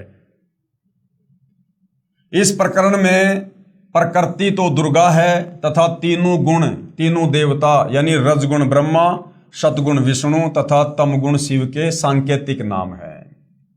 उसके बाद आगे इस पवित्र पुस्तक ज्ञान गंगा में पूज्य गुरुदेव जी ने क्या समझाया है सरस्वती रचना के माध्यम से। विष्णु का अपने पिता काल ब्रह्म की प्राप्ति के लिए प्रस्थान व माता का आशीर्वाद पाना। ब्रह्मा जी को तो उसका पिता मिला नहीं, ब्रह्म के दर्शन हुए नहीं, जो श्राप देना था दुर्गा ने उसको दे दिया। उसके बाद दुर्गा ने विष्णु को अपने दूसरे नंबर के बेटे को कहा कि बेटा आगे चलकर फिर तू भी बीच में टांग अड़ाएगा कि मैं भी अपने पिता के दर्शन करूंगा, फिर तुम सृष्टि कर्म को बाधित करोगे, तो बेटा तू भी कोशिश कर ले अपने पिता के दर्शन की, ताकि आगे चलकर फिर कोई बाधा उत्पन्न ना करे। तो विष्णु द्वारा अपने पिता काल ब्रह्म की प्राप्ति के लिए प्रस्थान करना और माता का आशीर्वाद पाना। इसके बाद विष्णु से प्रकृति यानी दुर्गा ने कहा कि पुत्र तू भी अपने पिता का पता लगा ले। तब विष्णु अपने पिताजी काल ब्रह्म का पता करते करते पाताल लोक में चले गए, जहां शेष नाग था। उसने विष्णु को अपनी सीमा में एंटर होते देखकर क्रोधित होकर जहर भरा फूंकार मारा। उसके विष के प्रभाव से विष्णु जी का रंग सांवला हो गया, जैसे स्प्रे पेंट हो जाता है। तब विष्णु ने चाहा कि इस नाग को मजा चखाना चाहिए कि इसने बेवजह मेरे ऊपर जहर की फुकार मार दी, मैंने इसका कुछ किया नहीं। तो विष्णु जी ने सोचा कि अब इसके मजा चखाना चाहिए अब इसको। तब ज्योति निरंजन यानी काल ने देखा कि अब विष्णु को शांत करना चाहिए। उस काल ने फिर आकाशवाणी की, ये सोचकर अगर तुम इसी प्रकार आपस में लड़ते रहोगे तो भैया मेरे लिए भोजन की व्यवस्था कौन करेगा, जीवों की उत्पत्ति कौन करेगा। तो काल ने आकाशवाणी कर दी। तब ज्योति निरंजन काल ने देखा कि अब विष्णु को शांत करना चाहिए। तब आकाशवाणी हुई कि विष्णु अब तू अपनी माता जी के पास जा और सत्य सत्य सारा विवरण बता देना, तथा जो कष्ट आपको शेषनाग से हुआ है इसका बदला द्वापर युग में लेना, कि मैं तुझे इसका बदला द्वापर युग में दिलवाऊंगा। द्वापर युग में आप विष्णु तो श्री कृष्ण अवतार धारण करोगे और ये जो शेषनाग है ये काली दह में कालेंद्री नामक नाग होगा, शेषनाग का अवतार होगा। ऊंच होई के नीच सतावे ताकर बदला मोहि सो पावे, जो जीव देई पीर पुनि कहूं हम पुनि बदला दिवावे ताहूं। तब विष्णु जी माता जी के पास आए तथा सत्य सत्य कह दिया कि मुझे पिताजी के दर्शन नहीं हुए। विष्णु जी ने झूठ नहीं बोला, विष्णु जी ने साफ साफ कह दिया कि माता मुझे मेरे पिताजी के दर्शन नहीं हुए। इस बात से माता यानी प्रकृति दुर्गा बहुत प्रसन्न हुई और कहा कि पुत्र तू सत्यवादी है, अब मैं अपनी शक्ति से तेरे पिता से मिलाती हूं तथा तेरे मन का संशय खत्म करती हूं। कबीर परमात्मा जी क्या कहते हैं, कबीर देख पुत्र तो ही पिता भिटाऊं, कि बेटा विष्णु मैं तुझे तेरे पिता के दर्शन करवाती हूं और तेरे मन का धोखा मिटाऊं। मन स्वरूप करता कह जानो, कि ये मन ही काल है, मन ते दूजा और न मानो। इस मन के अलावा और मत समझ कि कोई तेरा बाप है, कोई भगवान है। स्वर्ग पाताल दौर मन केरा, मन अस्थिर मन है अनेरा, निरंकार मन ही को कहिए, मन ही आस निस दिन रहिए। देख हूं पलटी शून्य में है ज्योति, जहां पर झिलमिल झालर ज्योति होती। इस प्रकार माता यानी अष्टंगी प्रकृति यानी दुर्गा ने विष्णु से कहा कि मन ही जग का करता है, यही ज्योति निरंजन है। ध्यान में जो 1000 ज्योतियां नजर आती है वही उसका असली रूप है। जो शंख घंटा आदि का बाजा सुना ये महास्वर्ग में निरंजन का ही बज रहा है। तब माता यानी अष्टंगी प्रकृति ने कहा कि हे पुत्र, तुम सब देवों के सरताज हो और तेरी हर कामना व कार्य मैं पूर्ण करूंगी। तेरी पूजा सर्व जग में होगी। आपने मुझे सच सच बताया है। काल के 21 ब्रह्मांडों के प्राणियों की विशेष आदत है कि अपनी व्यर्थ महिमा बनाता है। जैसे दुर्गा जी श्री विष्णु जी को कह रही है कि तेरी पूजा जग में होगी, मैंने तुझे तेरे पिता के दर्शन करा दिए। दुर्गा ने केवल प्रकाश दिखाकर श्री विष्णु जी को बहका दिया। श्री विष्णु जी भी प्रभु की यही स्थिति अपने अनुयायियों को समझाने लगे कि परमात्मा का केवल प्रकाश दिखाई देता है। अब दुर्गा ने विष्णु जी को बहला दिया कि देख, मैं तुझे तेरे बाप के दर्शन करवाती हूँ ब्रह्म के। और सहस्रार कमर में ध्यान लगवाकर जो 1000 ज्योतियां हैं, 1000 पंखड़ियों का वो कमल है सहस्रार कमल, तो वहां पर वो प्रकाश दिखा दिया और विष्णु जी को शांत कर दिया। विष्णु जी भी खुश हो गए कि हाँ, मैंने अपने पिता के दर्शन कर लिए। और आगे फिर विष्णु जी ने भी अपने भक्तों को वही ज्ञान प्रचार करना शुरू कर दिया। अब उस ब्रह्म की वास्तविक स्थिति का, परमात्मा की वास्तविक स्थिति का विष्णु को भी नहीं पता। जैसा उसको दुर्गा ने बहकाया वैसा ही आगे विष्णु जी ने प्रचार करना शुरू कर दिया कि भगवान का तो प्रकाश देखा जा सकता है। तो आगे चलकर फिर पूरी दुनिया ने ये मान लिया कि परमात्मा निराकार है, परमात्मा दिखाई नहीं देता, केवल परमात्मा का प्रकाश देखा जा सकता है। जिस कारण से पूरी दुनिया ने भगवान को निराकार मान लिया। जबकि भाइयों और बहनों, परमात्मा तो निराकार है ही नहीं, ये काल भी निराकार नहीं है, ये काल भी साकार है, लेकिन ये अव्यक्त रहता है, ये किसी को दर्शन नहीं देता है। परमात्मा निराकार है यानी विष्णु ने आगे बताना शुरू कर दिया। इसके बाद आदि भवानी यानी रुद्र महेश जी के पास गई, यानी शंकर जी के पास गई, अपने तीसरे बेटे के पास, तथा कहा कि महेश यानी शंकर, तू भी कर ले अपने पिता की खोज। तेरे दोनों भाइयों को तो तुम्हारे पिताजी के दर्शन हुए नहीं, उनको जो देना था वह प्रदान कर दिया मैंने, अब आप मांगो जो मांगना है। तब महेश ने कहा यानी शंकर जी ने कहा कि हे जननी यानी हे माता, मेरे दोनों बड़े भाइयों को पिता के दर्शन नहीं हुए, फिर प्रयत्न करना बेकार है। कृपया मुझे ऐसा वरदान दो कि मैं अमर यानी मृत्युंजय हो जाऊं, मैं कभी ना मरूं। तब माता ने कहा कि यह मैं नहीं कर सकती, हाँ युक्ति बता सकती हूं जिससे तेरी आयु सबसे लंबी बनी रहेगी। अब शंकर जी ने क्या कहा कि माता जी, जब मेरे दोनों भाइयों को मेरे पिता ने दर्शन नहीं दिए तो मैं तो प्रयत्न ही नहीं करूंगा, व्यर्थ है। लेकिन मुझे एक आशीर्वाद दे दो, मैं मृत्युंजय हो जाऊं, मैं कभी ना मरूं, अमर हो जाऊं। क्योंकि भाइयों और बहनों, हम सभी आत्माएं पहले सतलोक में थी और सतलोक में हम सब मृत्युंजय थे, हम कभी नहीं मरा करते थे, अमर थे। तो आत्मा को रह रहकर वो कसक रहती है कि मैं कभी ना मरूं, मैं कभी ना मरूं, मरने से डर लगता है। तो शंकर जी ने कहा कि माँ मुझे ऐसा वरदान दे दे कि मैं मृत्युंजय हो जाऊं। तो दुर्गा ने कहा कि बेटा 21 ब्रह्मांड में तो कोई भी मृत्युंजय नहीं है, कोई और वरदान मांग ले। तो दुर्गा ने क्या कहा कि बेटा मैं तुझे एक युक्ति बता सकती हूं जिससे तेरी आयु सबसे ज्यादा लंबी बनी रहेगी। विधि योग समाधि है, यानी तू बहुत ज्यादा समाधि लगाया कर, अपने श्वासों को रोक कर तू समाधि अवस्था में रहा कर। क्योंकि भाई और बहनों, हम सबका शरीर चाहे देवता हो, चाहे हम स्त्री पुरुष हों, चाहे हम मनुष्य हों, ये जो शरीर है ये श्वासों से चलता है। जितनी ज्यादा श्वासें बर्बाद होंगी उतनी जल्दी हमारी मृत्यु होगी। तो दुर्गा ने शंकर जी को विधि बता दी कि तू समाधि में रहकर श्वासों का कम से कम प्रयोग किया कर, इससे तेरी उम्र लंबी हो जाएगी। इसलिए महादेव यानी शंकर जी ज्यादातर समाधि में ही रहते हैं।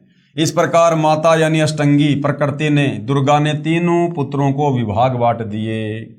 कौन कौन से विभाग बांट दिए? रजगुण विभाग ब्रह्मा जी को दे दिया, सतगुण विभाग विष्णु जी को और तमगुण शंकर जी को। भगवान ब्रह्मा जी को काल लोक में लक 84 के चोले यानी शरीर रचने बनाने का अर्थात रजोगुण प्रभावित करके संतान उत्पत्ति के लिए विवश करके जीव उत्पत्ति कराने का विभाग प्रदान किया। जितने भी प्राणी 21 ब्रह्मांड में, तीनों लोकों में, पृथ्वीलोक, स्वर्गलोक, पाताल लोक में जितने भी प्राणी हैं, चाहे गधा, कुत्ता, सुअर, स्त्री, पुरुष, जो बच्चे पैदा करने की जो इच्छा जागृत होती है, विषय वासना, काम वासना, संभोग करने की, सेक्स करने की, ये ब्रह्मा जी के रजोगुण के दबाव के कारण होती है। तो रजोगुण का जो विभाग था वो दुर्गा ने श्री ब्रह्मा जी को दे दिया और भगवान विष्णु जी को इन जीवों के पालन पोषण कर्म अनुसार करने तथा मोह ममता उत्पन्न करके स्थिति बनाए रखने का विभाग दिया और आपस में एक दूसरे को मोह ममता में बांध के रखने का जो शतोगुण का विभाग है, ये मेरा खेत, ये मेरी प्रॉपर्टी, ये मेरा प्लॉट, एक एक इंच जमीन के लिए लोग मुकदमा कर देते हैं, लड़ मरते हैं, भाई भाई को मार देता है। तो ये जो मोह ममता है, जो ये संपत्ति के प्रति, अपने बेटा बेटी के प्रति, ये श्री विष्णु जी के सतोगुण के प्रभाव के कारण है, जो दुर्गा ने इसको विष्णु जी को दिया। भगवान विष्णु जी को इन जीवों के पालन पोषण करने तथा मोह ममता उत्पन्न करके स्थिति बनाए रखने का विभाग दिया। फिर तीसरे भगवान शंकर जी को क्या दिया? महादेव को संहार करने का विभाग प्रदान किया, यानी लोगों को मार मार के अपने पिता काल के पास भेजने का डिपार्टमेंट है। क्योंकि इनके पिता निरंजन को, काल को, ब्रह्म को 1 लाख मानव शरीरधारी जीव प्रतिदिन खाने पड़ते हैं। यहां पर मन में एक प्रश्न उत्पन्न होगा कि ब्रह्मा, विष्णु तथा शंकर जी से उत्पत्ति, स्थिति और संहार कैसे होता है? ये तीनों तो अपने अपने लोक में रहते हैं ऊपर। तो गुरुदेव भगवान कैसे समझा रहे हैं कि ऊपर के लोक में बैठकर भी ये नीचे के लोकों के जीवों को कैसे प्रभावित करते हैं। जैसे आजकल संचार प्रणाली को, यानी जो हम लोग बात करते हैं मोबाइल से, जैसे आजकल संचार प्रणाली को चलाने के लिए उपग्रहों को ऊपर आसमान में छोड़ा जाता है और वे नीचे पृथ्वी पर संचार प्रणाली को चलाते हैं। यानी ऊपर अंतरिक्ष में तो उपग्रह होते हैं, सैटेलाइट होती हैं, और नीचे उन सैटेलाइट से निकल रही वो तरंगें नीचे का जो टावर होता है वहाँ आती है, वहाँ से हम सब के मोबाइल में आती है और हम सब आपस में बातचीत करते हैं। तो इसी प्रकार ब्रह्मा, विष्णु, महेश ऊपर अपने अपने लोक में बैठकर वहाँ से अपने गुणों के प्रभाव से लोगों को प्रभावित करके अपना कार्य करते हैं। ठीक इसी प्रकार ये तीनों देव जहाँ भी रहते हैं, इनके शरीर से निकलने वाले सूक्ष्म गुण की तरंगें तीनों लोकों में अपने आप हर प्राणी पर प्रभाव बनाए रखते हैं। दूसरा उदाहरण गुरुदेव ने दिया, जैसे हम अपने घर में रहते हैं और घर में 3 कमरे हैं और रसोई में माता बहनें खाना बनाती हैं और जब वो सब्जी में छोकन लगाती हैं तो दूसरे कमरे में बैठे व्यक्तियों को भी ऑटोमेटिक छींक आना शुरू हो जाती है। क्योंकि छोकन कहाँ लगा? रसोई में। रसोई में छोकन लगने से मिर्च की जो सूक्ष्म जो वो तरंगें थी वो दूसरे कमरे में बैठे व्यक्तियों को भी प्रभावित कर रही हैं, उनको भी छींक आ रही है, वो छींकने के लिए विवश हो रहे हैं। इसी प्रकार ब्रह्मा, विष्णु, महेश ऊपर अपने अपने लोकों में बैठकर और अपने अपने जो गुण हैं, रजगुण, सतगुण, तमगुण, इसका प्रभाव तीनों लोकों में बनाए हुए हैं और पूरे प्राणी तीनों गुणों के विवश रहते हैं।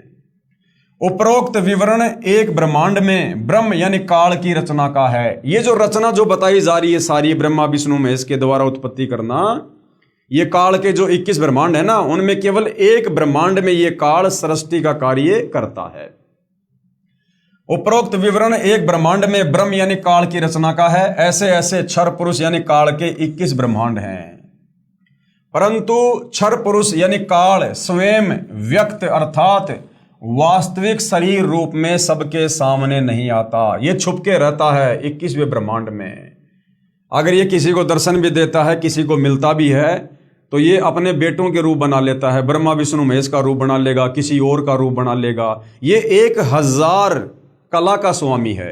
ये काल 1000 रूप एक समय में बना सकता है किसी का भी, लेकिन अपने ओरिजिनल वास्तविक काल रूप में ये किसी को दर्शन नहीं देता। ये इसने सौगंध खा रखी है। उसी को प्राप्त करने के लिए तीनों देवों ब्रह्मा जी, विष्णु जी तथा शिव जी को वेदों में वर्णित विधि अनुसार भरकर साधना करने पर भी ब्रह्म यानी काल के दर्शन नहीं हुए। क्यों? क्योंकि काल ने प्रतिज्ञा कर रखी है कि मैं कभी किसी को अपने वास्तविक काल रूप में दर्शन नहीं दूंगा, जिस कारण से ब्रह्मा विष्णु महेश समाधि लगाते रहते हैं, कोशिश करते रहते हैं, लेकिन ये दर्शन नहीं कर पाते। बाद में ऋषियों ने वेदों को पढ़ा, उसमें लिखा है कि अग्ने तनूर असी, पवित्र यजुर्वेद अध्याय 1 मंत्र नंबर 15 कि भाई परमात्मा सशरीर है, तथा पवित्र यजुर्वेद अध्याय 5 मंत्र 1 में लिखा है कि अग्ने तनूर असी विष्णवे तवा सोमस्य तनूर असी। इस मंत्र में 2 बार वेद गवाही दे रहा है कि सर्वव्यापक सर्वपालक कर्ता सत्य पुरुष सशरीर है, यानी वो कबीर परमात्मा सारी सृष्टि का मालिक, जिस कबीर भगवान ने इस काल को, दुर्गा को, हम सबको अपनी गलतियों के चलते सतलोक से निष्कासित किया था, जिसकी जानकारी इस काल ने, इस ब्रह्म ने छुपा दी। परमात्मा ने इसको 5 वेद दिए थे। 5वां वेद जिसमें परमात्मा की जानकारी थी, सतलोक की जानकारी थी, वो सारी जानकारी इस काल ब्रह्म ने छुपा दी ताकि मेरा भांडा फोड़ना हो जाए। और 4 वेद, जिन 4 वेदों में केवल इस काल तक की जानकारी है, उस परमात्मा की केवल हल्की फुल्की जानकारी है, वो 4 वेद इस काल ने समुद्र मंथन के दौरान दुर्गा के माध्यम से ब्रह्मा को दिलवा दिए। और उन्हीं 4 वेदों का ज्ञान आगे ब्रह्मा जी के वंशजों ने संसार में फैला दिया। तो 4 वेदों में कंप्लीट जानकारी परमात्मा की नहीं है, केवल हल्की फुल्की जानकारी है कि परमात्मा का नाम क्या है, कबीर देव है, और वो परमात्मा सशरीर है। वो परमात्मा सशरीर है, सतलोक में रहता है, तेजोमय शरीर है। और उस परमात्मा की प्राप्ति के लिए किसी तत्वदर्शी संत की, धीर नाम संत की खोज करनी पड़ेगी। वेदों में कंप्लीट जानकारी नहीं है, जिस कारण से पूरी दुनिया भक्ति और भगवान की परिभाषा से कोसों दूर बैठी है। पवित्र यजुर्वेद अध्याय 40 मंत्र 8 में कहा है कि कबीर मनीषी जिस परमेश्वर की सर्व प्राणियों को चाहत है, वह कबीर अर्थात कबीर है। साफ साफ कबीर भगवान का नाम लिखा हुआ है यजुर्वेद अध्याय 40 मंत्र 8 में। उसका शरीर बिना नाड़ी का, ऐसनावीरम का है, बिना नाड़ी का है, हाड़मास का शरीर नहीं है कबीर भगवान का। शुक्रम यानी वीर्य से बनी, 5 तत्व से बनी, भौतिक अकायम काया रहित है। जैसे आप और हमारा शरीर शुक्र से बना है, वीर्य से बना है, माता पिता के सहयोग से बना है, 5 तत्व का बना है, हाड़ मांस का बना हुआ है। कबीर परमात्मा का शरीर ऐसा नहीं है। वह सर्व का मालिक, सर्वोपरि सतलोक में विराजमान है। उस परमेश्वर का तेज पुंज का स्वयं प्रकाशित शरीर है, जो शब्द रूप अर्थात अविनाशी है। वही कबीर देव अर्थात कबीर परमेश्वर है, जो सर्व ब्रह्मांडों की रचना करने वाला, सर्व ब्रह्मांडों का रचनहार, स्वयंभू यानी स्वयं प्रकट होने वाला, यथा तथ्य अर्थान वास्तव में शाश्वत यानी अविनाशी है। गीता अध्याय 15 श्लोक नंबर 17 में भी प्रमाण है कि उत्तम पुरुष तु अन्य परमात्मा इति उदाहरत, ये लोक तरम अवश्य विभर्ति अव ईश्वरे। गीता अध्याय 15 श्लोक नंबर 16 में 2 भगवानों की जानकारी है, क्षर पुरुष और अक्षर पुरुष की। क्षर पुरुष ये काल और अक्षर पुरुष 7 संग ब्रह्मांड का स्वामी। उसके बाद गीता अध्याय 15 श्लोक नंबर 17 में कहा है कि जो उत्तम पुरुष है, यानी जो सर्वश्रेष्ठ भगवान है, परमात्मा है, वो तो गीता अध्याय 15 श्लोक 16 में बताए गए दोनों भगवानों से अलग है, क्षर और अक्षर पुरुष से अलग है, जो तीनों लोकों में प्रवेश करके सबका पालन पोषण करता है, जिसने सारे ब्रह्मांडों को रचा है। भावार्थ है कि पूर्ण ब्रह्म का शरीर का नाम कबीर यानी कबीर देव है। पूर्ण ब्रह्म, ये काल भी अपने आप को क्या कहता है? ब्रह्म। और एक होता है पूर्ण ब्रह्म। पूर्ण ब्रह्म यानी वास्तव में परमात्मा, जबकि काल को केवल क्या कहते हैं? ब्रह्म, क्योंकि इसने भी अपने आप को ब्रह्म साबित कर दिया जीवों को धोखा देने के लिए, जबकि इसका वास्तव में नाम है ज्योति निरंजन। तो पूर्ण ब्रह्म का मतलब है कबीर भगवान, कंप्लीट परमात्मा। भावार्थ है कि पूर्ण ब्रह्म यानी कबीर भगवान का शरीर का नाम कबीर, कबीर देव है। उस परमेश्वर का शरीर नूर तत्व से बना है। परमात्मा का शरीर अति सूक्ष्म है, जो उस साधक यानी भगत को दिखाई देता है जिसकी दिव्य दृष्टि खुल चुकी है।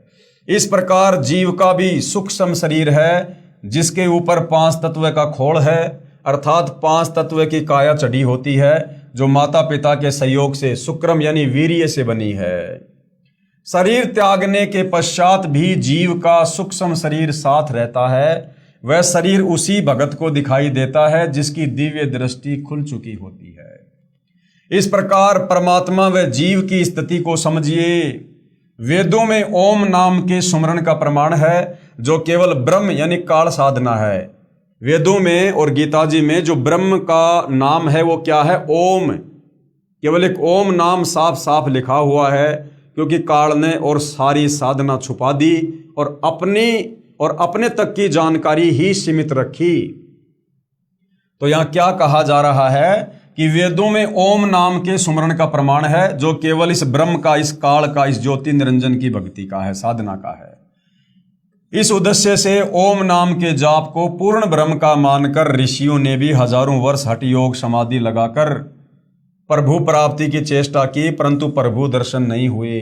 सिद्धियां प्राप्त हो गई, उन्हीं सिद्धि रूपी खिलौनों से खेलकर ऋषि भी जन्म मृत्यु के चक्कर में ही रह गए तथा अपने अनुभव के शास्त्रों में परमात्मा को निराकार लिख दिया।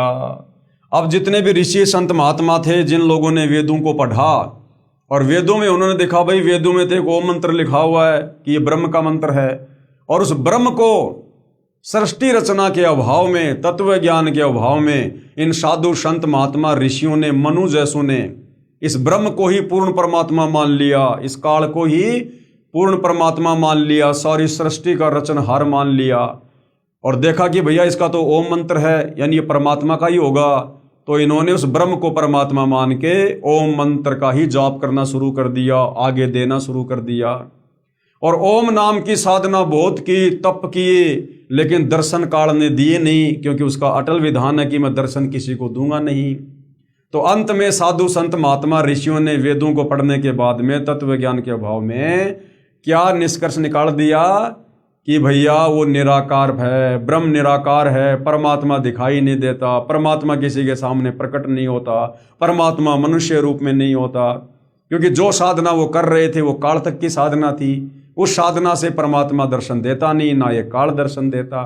तो आगे चलकर ऋषियों ने, पंडितों ने, ब्राह्मणों ने, धर्मगुरुओं ने अपने अनुभव की जो पुस्तकें लिखी, उनमें लिख दिया कि भगवान तो निराकार है, और फिर आम व्यक्तियों ने उनकी बातों को सत्य मान लिया कि भैया हम तो ना संस्कृत जानते, ना शास्त्रों को जानते, और ये बड़े बड़े विद्वान, संस्कृत के प्रकांड ज्ञाता, बड़ी बड़ी यूनिवर्सिटी में, गुरुकुलों में ये पढ़ के आए हुए हैं, मुंह जुबानी इनको सारे श्लोक याद हैं, तो भैया ये जो बता रहे हैं बिल्कुल सही होगा। तो आम व्यक्तियों ने भी, आम समाज ने भी उन साधु संत महात्माओं के आधे अधूरे ज्ञान के कारण भगवान को निराकार ही मान लिया कि भगवान दर्शन नहीं देता।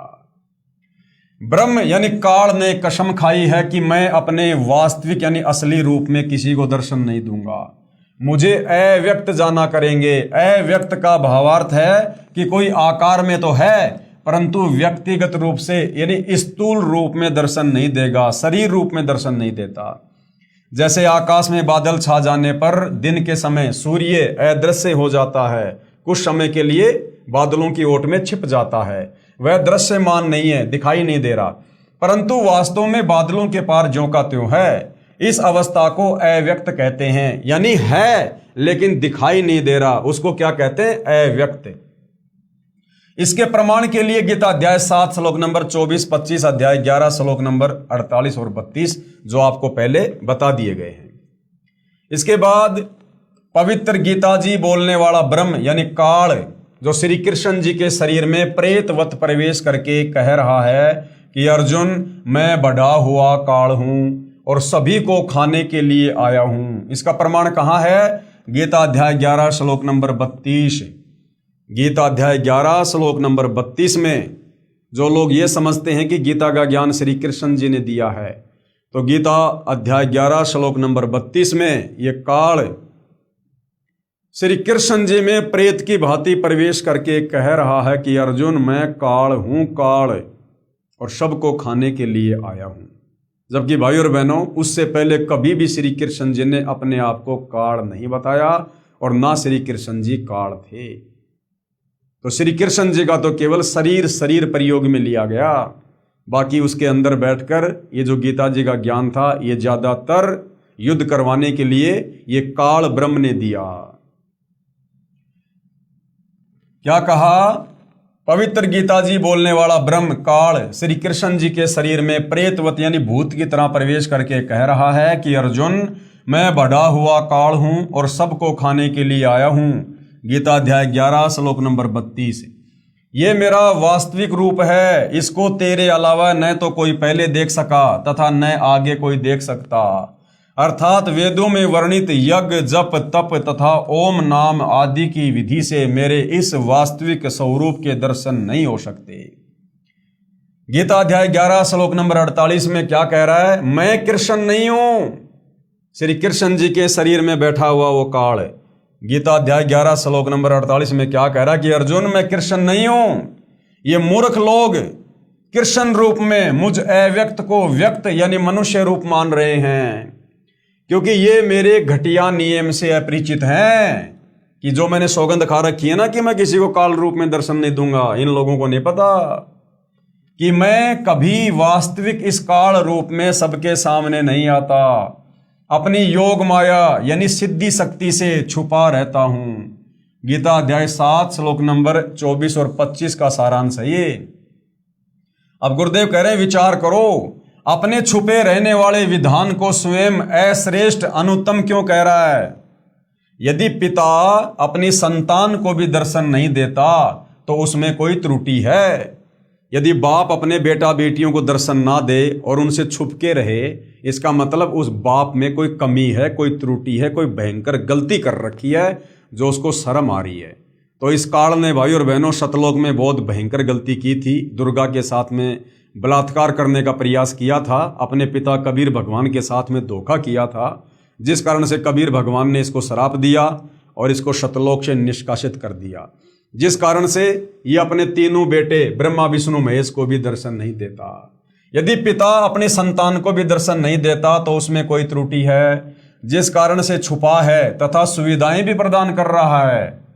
काल ब्रह्म को श्रापवश 1 लाख मानव शरीरधारी प्राणियों का आहार करना पड़ता है तथा 25% प्रतिदिन जो ज्यादा उत्पन्न होते हैं उन्हें ठिकाने लगाने के लिए तथा कर्म भोग का दंड देने के लिए 84 लाख योनियों की रचना की हुई है। ये दुर्गा के माध्यम से प्रतिदिन 1 लाख मानव शरीरधारी प्राणियों का भोजन करता है और प्रतिदिन दुर्गा के माध्यम से 1.25 लाख जीवों की उत्पत्ति करवाता है। अब रोजाना 1.25 लाख की उत्पत्ति क्यों होती है भाई और बहनों? क्योंकि 1 लाख तो ये खा जाता है, और 1.25 लाख की उत्पत्ति क्यों हो रही है? क्योंकि बाकी कुछ जीव फिर अपना कर्म दंड भोगने के लिए 184 योनियों में डालने पड़ते हैं, गधे कुत्ते सूअर कीट पतंग बनाने पड़ते हैं। तो उसकी क्षतिपूर्ति करने के लिए इसको 25% एक्स्ट्रा पैदा करवाने पड़ते हैं ताकि 1 लाख ये खाता रहे। यदि सबके सामने बैठकर किसी की बेटी, किसी की पत्नी, किसी के बेटे, माता पिता को खाएगा तो सबको ब्रह्म से घृणा हो जाए तथा जब भी कभी पूर्ण परमात्मा कबीर अग्नि, कबीर देव, कबीर परमात्मा स्वयं आए या अपना कोई संदेश वाग दूत भेजे तो सभी प्राणी सत भक्ति करके काल के जाल से निकल जाएंगे। ये दर्शन क्यों नहीं देता? ये 21वें ब्रह्मांड में उस ब्रह्मलोक में छुपकर क्यों खाता है जीवों को प्रतिदिन 1 लाख को? अगर ये सबके सामने बैठकर खाने लग जाए तो सबको पता चल जाएगा कि भैया ये तो काल है और ये तो 1 लाख को रोजाना खाता है, इसीलिए अपने तीनों बेटों के माध्यम से इसने यहाँ पर ये सृष्टि का कार्य शुरू कर रखा है। ये तो आप और हमारी खेती करवा रहा है। खेती यहाँ पर जैसे किसान गेहूं की खेती करता है अपने लिए, अपने परिवार के लिए, उसी प्रकार ये काल तो हम जीवों की रजगुण ब्रह्मा के माध्यम से काम वासना से उकसाकर ये हमारी कोई यहाँ पर खेती कर रहा है अपने भोजन के लिए, तो सबको पता चल जाएगा। और जब कभी परमात्मा, यानी परमात्मा तो आते रहते हैं सतलोक से यहाँ चलकर तत्वदर्शी संत के रूप में, तो जब वो कबीर भगवान यहाँ आए और हमें ये सारी राम कहानी बताए, सृष्टि रचना कि ये काल क्यों है, क्यों खाता है, क्यों आया यहाँ पर, क्यों तुम जन्म रहे हो, मर रहे हो, क्यों तुम्हारा कभी बेटा मर जाता, कभी बेटी मर जाती है, क्यों इस काल को रहम नहीं आता जिसको तुम भगवान मानकर पूज रहे हो। क्या भगवान किसी का बेटा बेटी मारता है क्या, अकाल मौत करता है क्या? तो सब जीवों को राम कहानी समझ में आ जाएगी सृष्टि रचना सुनकर। तो सारे के सारे इस काल की जेल से बाहर निकलने का प्रयास करेंगे और तत्वदर्शी संत की शरण में आकर अपनी आत्मा का कल्याण करवा लेंगे। और सारे जीव 21 ब्रह्मांड से बाहर चले जाएंगे तो फिर यहां पर काल क्या खाएगा? इसलिए काल को डर है, इसलिए ये 21वें ब्रह्मांड में बैठकर अकेला खाता है और किसी को भेद नहीं लगने देता। फिर इसका भेद स्वयं वो कबीर भगवान शतलोक से चलकर पृथ्वी लोक पर तत्वदर्शी संत के रूप में प्रकट होकर अपना तत्व ज्ञान देकर सृष्टि रचना के माध्यम से खुद ही बताता है, जो आज सतगुरु रामपाल जी बता रहे हैं। इसलिए धोखा देकर रखता है तथा पवित्र गीता अध्याय 7 श्लोक 18, 24, 25 में अपनी साधना से होने वाली मुक्ति यानी गति को भी अनुतमाम यानी अति अश्रेष्ठ घटिया बता रहा है तथा अपने विधान नियम को भी अनुत्तम अश्रेष्ठ कहा है। गीता अध्याय 7 श्लोक नंबर 18 में ये काल अपनी साधना को भी, ओम नाम की भक्ति को भी घटिया अनुतमाम कह रहा है कि भैया मेरी ओम नाम की साधना करके तुम कहाँ जाओगे? ब्रह्मलोक में जाओगे। ब्रह्मलोक में थोड़े बहुत दिन सुख भोग लोगे, फिर तुम्हारा जब वो पुण्य समाप्त होगा, भक्ति कमाई खर्च होगी, फिर तुम्हें नीचे आना पड़ेगा, नरक में भी जाना पड़ेगा, जन्म मरण के चक्कर में भी आना पड़ेगा, गधा कुत्ता सुअर लक 84 में भी जाना पड़ेगा। इसलिए काल गीता अध्याय 7 श्लोक नंबर 18 में अपनी खुद की ब्रह्म साधना को भी अनुतमाम अश्रेष्ठ घटिया बता रहा है कि मेरी भक्ति से भी जन्म मरण का रोग समाप्त नहीं हो सकता, तुम सतलोक नहीं जा सकते। इसलिए धोखा देकर रखता है तथा पवित्र गीता अध्याय 7 श्लोक 18, 24, 25 में अपनी भक्ति यानी ओम नाम की साधना से होने वाली मुक्ति यानी उस गति को भी अनुतमाम यानी अति अश्रेष्ठ कहा है तथा अपने विधान यानी मैं कभी किसी को दर्शन नहीं दूंगा, अपने नियम को भी अनुत्तम यानी अश्रेष्ठ कहा है। प्रत्येक ब्रह्मांड में बने ब्रह्मलोक में एक महास्वर्ग बनाया है इस काल ने। महास्वर्ग में एक स्थान पर नकली सतलोक बना रखा है, नकली अलख लोक बना रखा है, नकली अगम लोक तथा नकली अनामी लोक की रचना प्राणियों को धोखा देने के लिए प्रकृति यानी दुर्गा आदि माया द्वारा करवा रखी है। यानी इस काल ने भी अपने 21 ब्रह्मांड में इसने सतलोक की डुप्लीकेट रचना करवा रखी है जीवों को धोखा देने के लिए। अनामी लोक, अगम लोक, अलख लोक, शतलोक, ये नकली लोक बनवा रखे हैं। कबीर साहिब का एक शब्द है, कर नैनो दीदार महल में प्यारा है। उसमें वाणी है कि काया भेद किया निर्वारा, ये सब रचना पिंड मंझारा है। माया अविगत जाल पसारा, सो कारीगर भार्या है। आदि माया की नी चतुराई और झूठी बाजी पिंड दिखाई। अविगत रचना रची अंडमाही, वाका प्रतिबिंब डारा है। काया भेद किया निर्वारा और ये सब रचना पिंड मंझारा, एक ब्रह्मांड की रचना इस काल ने शरीर में करवा रखी है। और माया अविगत जाल पसारा और दुर्गा के माध्यम से, ब्रह्मा विष्णु महेश के माध्यम से अपना पूरा जाल फैला रखा है काल ने जीवों को फंसाने के लिए। सो कारीगर भारा है, ये जो काल है ये भी भयंकर कारीगर है। आदि माया की नी चतुराई, इस दुर्गा ने चतुराई कर रखी है, झूठी बाजी पिंड दिखाई। नकली शतलोक, नकली अगम लोक, नकली अनामी लोक की रचना इस एक ब्रह्मांड में इस काल ने दुर्गा के माध्यम से जीवों को फंसाने के लिए करवा रखी है। अविगत रचना रची अंडमाही, वाका प्रतिबिंब डारा है। एक ब्रह्मांड में अन्य लोकों की भी रचना है, जैसे श्री ब्रह्मा जी का लोक, श्री विष्णु जी का लोक, श्री शिव जी का लोक, जहां पर बैठकर तीनों प्रभु यानी ब्रह्मा विष्णु महेश नीचे के 3 लोकों स्वर्ग लोक, इंद्र का लोक, पृथ्वी लोक तथा पाताल लोक पर एक ब्रह्मांड का ये चित्र है भाइयों और बहनों, पूरा यहां पर गुरुदेव भगवान ने बनाकर समझा रखा है। ये एक ब्रह्मांड का पूरा चित्र इस काल में दुर्गा के माध्यम से सेट जो है ये करवा रखा है। ये सबसे ऊपर ये सतोगुण प्रधान क्षेत्र है, जहां पर ये काल स्वयं महाविष्णु रूप में रहता है और अपनी पत्नी दुर्गा को महालक्ष्मी रूप में रखता है। यहाँ पर जो संतान उत्पन्न होती है उसको ये विष्णु का नाम देते हैं। ये तमोगुण प्रधान क्षेत्र है, जहाँ पर ये काल स्वयं महाशिव रूप में रहता है, अपनी पत्नी दुर्गा को महापार्वती रूप में रखता है। और जो बच्चा ये लोग यहाँ पर शारीरिक संबंध बना के पैदा करते हैं उसको तमोगुण युक्त कर देते हैं, उसका नाम शंकर रखते हैं। फिर ये रजोगुण प्रधान क्षेत्र है, यहाँ पर स्वयं ये काल महाब्रह्मा रूप में रहता है, अपनी पत्नी दुर्गा को महासावित्री रूप में रखता है। और जो संतान यहाँ पर शारीरिक संभोग के द्वारा ये उत्पन्न करते हैं उसको रजोगुण युक्त कर देते हैं और उसका नाम ये रख देते हैं ब्रह्मा। ये दुर्गा जी का लोक है यहाँ पर। और इस दुर्गा के माध्यम से काल ने यहाँ पर ये नकली अनामी लोक, नकली अगम लोक, नकली अलख लोक, नकली सतलोक की रचना करवा रखी है। ये महाइंद्र का द्वीप है और बहुत सारी जो रचना है काल ने यहाँ पर जो है ये करवा रखी है। ज्योति निरंजन काल ब्रह्म के लोक 21 ब्रह्मांड का लघु चित्र, ये इसका टोटल 21 ब्रह्मांड है भाई और बहनों। टोटल 21 ब्रह्मांड को इस प्रकार इसने एक अंडे के आकार में इसको पैक कर रखा है पूरे को। ये टोटल इसके 21 ब्रह्मांड हैं, 21 ब्रह्मांड है। 21 ब्रह्मांडों को टोटल इस काल ने कैद किया हुआ है।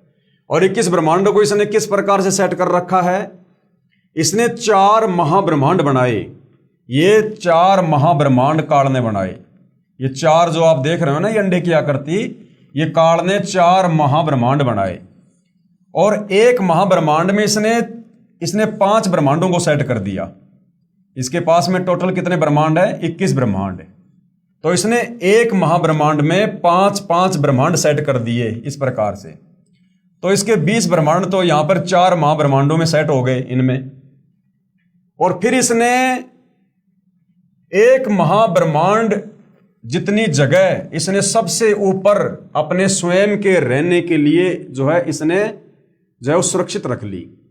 यानी इसके 20 ब्रह्मांड तो इन 4 महाब्रह्मांडों में आ गए और एक ब्रह्मांड इसने खुद के लिए यहां पर अपना सेट कर लिया जिस पर ये स्वयं रहता है। इसके अलावा जहां पर कोई नहीं जा सकता है इसकी मर्जी के बिना, इसकी आज्ञा के बिना। और यहां पर इसने नकली अनामी लोक, नकली अगम लोक, नकली अलख लोक, नकली सतलोक की रचना कर ली जीवों को धोखा देने के लिए। और इस तरफ इसने 12 अचिंत भक्तों का निवास स्थान बना लिया। अभी काल ने अपने 21वें ब्रह्मांड के पास में ये 4 लोक क्यों बनाए? इसने धोखा देने के लिए, अनामी लोक, अगम लोक, अलख लोक, सतलोक। जब तत्वदर्शी संत रूप में कबीर भगवान इस धरती पर प्रकट होते हैं, अपना ज्ञान देते हैं, विशेषकर ये कलयुग की बिचली पीढ़ी का समय जो आप और हमें नसीब है, जिस समय हम पूर्ण भक्ति का पूर्ण कोर्स करके सतलोक जा सकते हैं, वास्तव में मोक्ष प्राप्त कर सकते हैं। तो इस समय कबीर भगवान स्वयं आते हैं तत्वदर्शी संत के रूप में, जैसे वर्तमान में सतगुरु रामपाल जी के नाम से आए हुए हैं। तो वर्तमान में गुरुदेव हमें भक्ति का कंप्लीट कोर्स दे रहे हैं, प्रथम नाम, शतनाम, सार नाम, सब कुछ। तो जो भगत सतनाम ले लेंगे, सार नाम ले लेंगे और किसी कारण से वो पार नहीं हो पाए, मोक्ष नहीं करवा पाए अपनी किसी भी कमजोरी के चलते, तो फिर उन भगत आत्माओं की जो सतनाम की जो कमाई है, उस सतनाम की कमाई को ये काल यहाँ पर नकली सतलोक में बैठाकर, नकली अगम लोक में बैठाकर, नकली अनामी लोक में बैठाकर यहाँ पर ये उसकी बर्बाद करवा देता है। और यहाँ पर जो 12 ये भक्तों का जो निवास है, यहाँ पर ये विशेष 12 आत्माओं को रिजर्व में रखता है। 12 आत्माओं को ये अलग से छांट के रखता है। कौन 12 आत्मा? जो इस कलयुग की बिचली पीढ़ी में सतगुरु रामपाल जी से उपदेश लेकर भक्ति तो खूब करेंगे, दान धर्म खूब करेंगे, सतनाम का जाप करेंगे, सार नाम भी ले लेंगे, लेकिन वो पार नहीं हो पाएंगे मर्यादा तोड़ने के चलते या फिर मन में विश्वास ना होने के कारण। तो उनके पास भक्ति जबरदस्त हो जाएगी। तो ऐसे 12 भक्तों को ये सेलेक्ट कर लेगा और यहां उनको रिजर्व में रखता है। और इनका फिर ये कब इनका मिसयूज करेगा?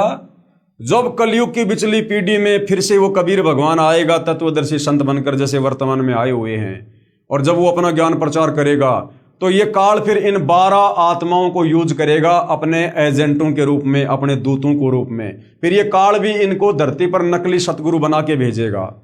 जैसे ये धन धन सतगुरु वाला है, या राधा स्वामी पंथ वाले हैं, या ये जय गुरुदेव पंथ वाले हैं, निरंकारी पंथ वाले हैं, अन्य जो कबीर पंथ में हैं, फिर इस प्रकार इन भक्तों को जिनके पास भक्ति खूब होती है, ये फिर यहाँ पर परमात्मा के विरोध में, यहाँ पर परमात्मा के इस ज्ञान में मिलावट करने के लिए और अपना अज्ञान फैलाने के लिए फिर ये काल इन 12 आत्माओं को सतगुरु बनाकर, पूर्ण गुरु बनाकर और यहाँ इस काल के लोक में भेज देता है अपने एजेंट बनाकर। तो ये इसका 21 ब्रह्मांड का पूरा एक चित्र बनाकर गुरुदेव भगवान ने हमें दिया है। एक विभाग के मालिक बनकर प्रभुता करते हैं कौन? ये ब्रह्मा विष्णु महेश एक एक विभाग के मालिक बनकर यहाँ पर तीनों लोकों में ये राज करते हैं। रजगुण ब्रह्मा, सतगुण विष्णु, तमगुण शंकर। तथा अपने पिता काल के खाने के लिए प्राणियों की उत्पत्ति, स्थिति तथा संहार का कार्यभार संभालते हैं। ये ब्रह्मा विष्णु महेश तो मैनेजर हैं इस काल के भोजन का प्रबंध हो रहा है। यानी भाई और बहनों, ये काल इस 21 ब्रह्मांड में कोई बिजनेस नहीं कर रहा, इसको कोई मतलब नहीं है। इसने जो गलती सतलोक में की थी, इसको श्राप लगा कि तू प्रतिदिन 1 लाख मानव शरीरधारी प्राणियों के सूक्ष्म शरीर से निकली वासना खाएगा। तो भाई और बहनों, यहां पर इसने अपनी भूख शांत करने के लिए, अपनी भूख मिटाने के लिए इसने दुर्गा के माध्यम से पूरा प्रपंच फैला रखा है ब्रह्मा विष्णु महेश की आड़ में। और ये केवल इस ब्रह्मा से, रजोगुण के माध्यम से आप और हम जीवों से उत्पत्ति करवाता है। हम बेटा बेटी जो पैदा कर रहे हैं ना काम वासना के वशीभूत होकर, ये काल अपने भोजन के लिए करवा रहा है। हम काल की खुराक तैयार कर रहे हैं यहाँ पर, और कोई काम नहीं है इसका। ये अपना कर्म भोग रहा है यहाँ पर, अपनी भूख मिटा रहा है। ये तीनों प्रभुओं की भी जन्म व मृत्यु होती है। इन तीनों भगवानों की, ब्रह्मा विष्णु महेश की भी जन्म और मृत्यु होती है। तब काल इन्हें भी खाता है और इनको भी ये काल इसी प्रकार से तपस्या पे भून भून के इनके सूक्ष्म शरीर से वासना निकाल निकाल के खाता है। ये काल अपने तीनों बेटों को भी नहीं छोड़ता। इसी ब्रह्मांड, इसे अंड भी कहते हैं क्योंकि ब्रह्मांड की बनावट अंडाकार है। इसे पिंड भी कहते हैं क्योंकि शरीर यानी पिंड में एक ब्रह्मांड की रचना कमलों में टीवी की तरह देखी जाती है। एक मानसरोवर तथा धर्मराय न्यायाधीश का भी लोक है तथा एक गुप्त स्थान पर पूर्ण परमात्मा अन्य रूप धारण करके रहता है। यानी काल के 21 ब्रह्मांड में कबीर भगवान ने भी अपना एक राजदूत भवन बना रखा है। गुप्त स्थान है जो काल को जानकारी नहीं होती है, जिसको मिनी सतलोक कहते हैं। जैसे प्रत्येक देश का राजदूत भवन होता है, वहां पर कोई नहीं जा सकता। वहां पर वे आत्माएं रहती हैं जिनकी सतलोक की भक्ति अधूरी रहती है। यानी मिनी सतलोक में, जो इसी काल के 21 ब्रह्मांड में है, जहां कोई नहीं जा सकता है, वहां वो आत्मा रहती हैं जिनकी सतलोक जाने वाली भक्ति कुछ अधूरी रह जाती है। तो परमात्मा उन आत्माओं को बीज रूप में वहां पर रख देता है। जब भक्ति युग आता है, जैसे वर्तमान में भक्ति युग आ गया, कलयुग की पिछली पीढ़ी, जब भक्ति युग आता है तो उस समय परमेश्वर कबीर जी अपना प्रतिनिधि पूर्ण संत सतगुरु भेजते हैं। यानी परमात्मा खुद ही अपने प्रतिनिधि बनकर आते हैं, खुद ही परमात्मा सतगुरु की भूमिका करते हैं।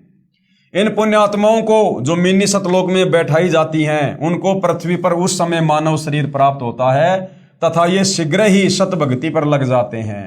जैसे आप और हम, ज्यादातर नहीं, जो भाई बहन तुरंत सतगुरु रामपाल जी की भक्ति को स्वीकार कर लेते हैं और जो दृढ़ होकर लग जाते हैं, वो आत्माएं परमात्मा मिनी सतलोक से भेजता है।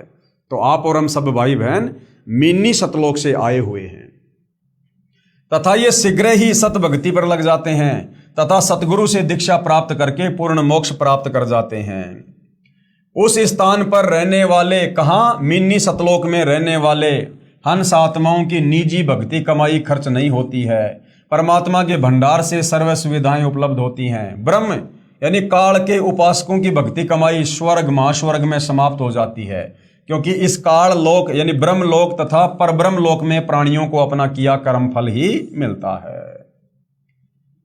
क्षर पुरुष यानी ये काल, इसने अपने 20 ब्रह्मांडों को 4 महाब्रह्मांडों में विभाजित किया है। जैसा कि अभी आपको वो चित्र दिखाया था, एक महाब्रह्मांड में यानी एक जो गोलाकार जो इसने बना रखा ना बड़ा सा, जो 4 बना रखे गोले, तो एक महाब्रह्मांड यानी वो बड़ा सा गोला, एक महाब्रह्मांड में 5 ब्रह्मांडों का समूह बनाया है। यानी छोटे छोटे इसने 5 ब्रह्मांड इस एक गोले में सेट कर रखे हैं, जिसको महाब्रह्मांड की संज्ञा दी गई है। तथा चारों ओर से अंडाकार गोलाई में रोका है तथा चारों महाब्रह्मांडों को भी फिर अंडाकार गोलाई में रोका है। 21वें ब्रह्मांड की रचना एक महाब्रह्मांड के जितना स्थान लेकर की है। और जो ये खुद रहता है ना 21वें ब्रह्मांड में, ब्रह्मलोक में, उसकी जो सीमा है वो एक महाब्रह्मांड के बराबर है।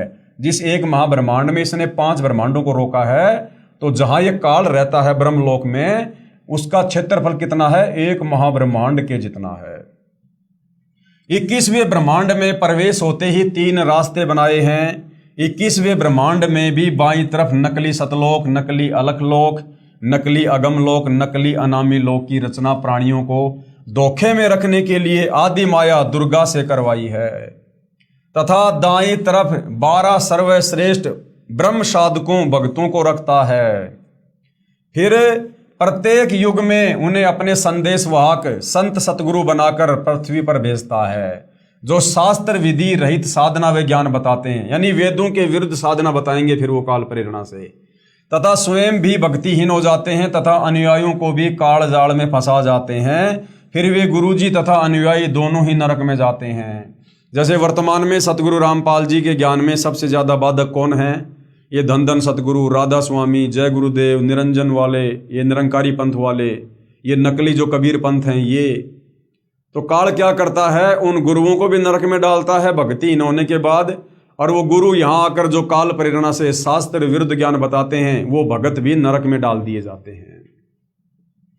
फिर सामने एक ताला लगा रखा है, वह रास्ता काल ब्रह्म के निज लोक में जाता है, जहां पर ये ब्रह्म काल अपने वास्तविक मानव सदृश से काल रूप में रहता है। इसी स्थान पर एक पत्थर की टुकड़ी तवे के आकार की चपाती पकाने की लोहे की गोल प्लेट सी होती है, स्वतः गर्म रहती है, तपतशिला, जिस पर 1 लाख मानव शरीरधारी प्राणियों के सूक्ष्म शरीर को भूनकर उसमें से गंदगी निकाल कर खाता है। उस समय सभी प्राणी बहुत पीड़ा अनुभव करते हैं तथा हाहाकार मच जाती है। फिर कुछ समय उपरांत वे बेहोश हो जाते हैं। जीव मरता नहीं है, आत्मा मरती नहीं है। फिर धर्मराज के लोक में जाकर कर्म आधार से अन्य जन्म प्राप्त करते हैं तथा जन्म मृत्यु का चक्कर बना रहता है। उपरोक्त सामने लगा ताला यानी ब्रह्म काल केवल अपने आहार वाले प्राणियों के लिए कुछ क्षण के लिए खोलता है। यानी ऊपर जिस ब्रह्म लोक में ये काल रहता है, उसका जो ताला है, जो दरवाजा है, ये काल केवल उसी समय खोलता है जब जीवों को अपने भोजन के लिए अंदर लेना होता है, उसके बाद बंद कर देता है। पूर्ण परमात्मा के सतनाम व सारनाम से यह ताला स्वयं खुल जाता है। ऐसे काल का जाल पूर्ण परमात्मा कबीर साहिब ने स्वयं ही अपने निजी भगत धर्मदास जी को समझाया। तो ये है भाइयों और बहनों इस काल की साजिश, किस प्रकार से ये काल यहाँ पर अपने 3 पुत्रों और अपनी पत्नी दुर्गा के माध्यम से आप और हम सभी जीवों की खेती कर रहा है। आप और हमें केवल अपने भोजन के लिए यहाँ पर पाल के रखे हुए है। ब्रह्मा जी के माध्यम से काम वासना से उत्तेजित करवाकर बच्चे पैदा करवाता है। विष्णु जी के सतोगुण के प्रभाव से आपस में परिवारों को बांध के रखता है मोह ममता में, और शंकर जी के तमोगुण के प्रभाव से फिर लड़ाई झगड़े में, मुकदमेबाजी में, एक्सीडेंट में, अन्य किसी कारण से हमारी मृत्यु करवा देता है और प्रतिदिन 1 लाख को ये खाता है। तो भाइयों और बहनों, इसलिए ये जो 21 ब्रह्मांड है ये सतलोक की जेल है। यहाँ आकर ये काल भी अपना कर्म भोग रहा है, दुर्गा भी अपना कर्म भोग रही है, ब्रह्मा विष्णु महेश भी अपना कर्म भोग रहे हैं, और आप और हम जितने भी जीव जिन्होंने हाथ खड़ा किया था इस काल के साथ आने के लिए, हम भी यहाँ पर सजा भोग रहे हैं। और ये सजा हम उस समय तक भोगते रहेंगे, जन्म और मृत्यु के चक्कर में असहनीय कष्ट भोग कर।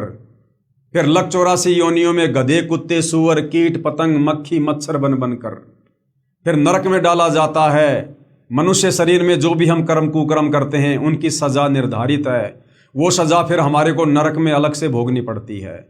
हर मनुष्य जन्म में मृत्यु के बाद ये हमें तपतशिला पर भून भून के खाता है।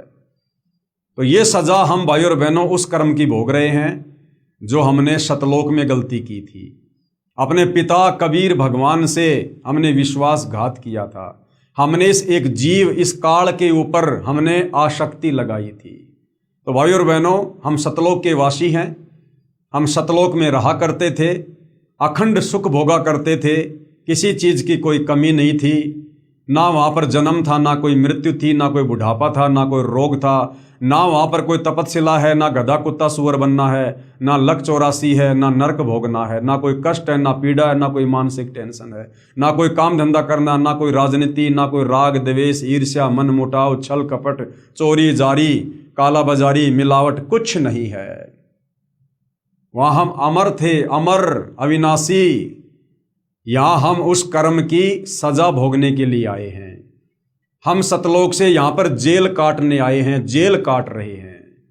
ये काल हमें यहाँ मनुष्य जन्म देकर थोड़ा बहुत कुछ सुख दे देता है, हल्का फुल्का, कार कोठी मकान राजा मंत्री एमएलए सरपंच, और हम लोग भूल जाते हैं भक्ति और भगवान को कि बस हम तो ऐसे ही मौज करेंगे।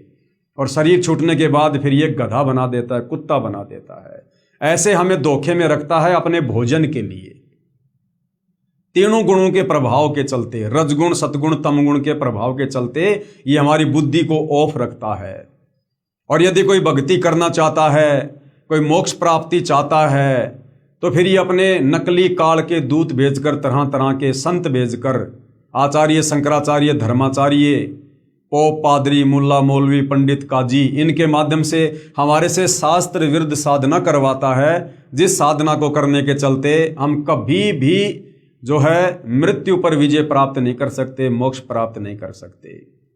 तो भाइयों और बहनों, जब तक वो कबीर भगवान खुद सतलोक से चलकर तत्वदर्शी संत बनकर इस धरती पर आकर हमें ये कंप्लीट जानकारी नहीं देता है, तब तक भाइयों और बहनों हम इस काल के षड्यंत्र को नहीं समझ पाते हैं, नहीं जान पाते हैं।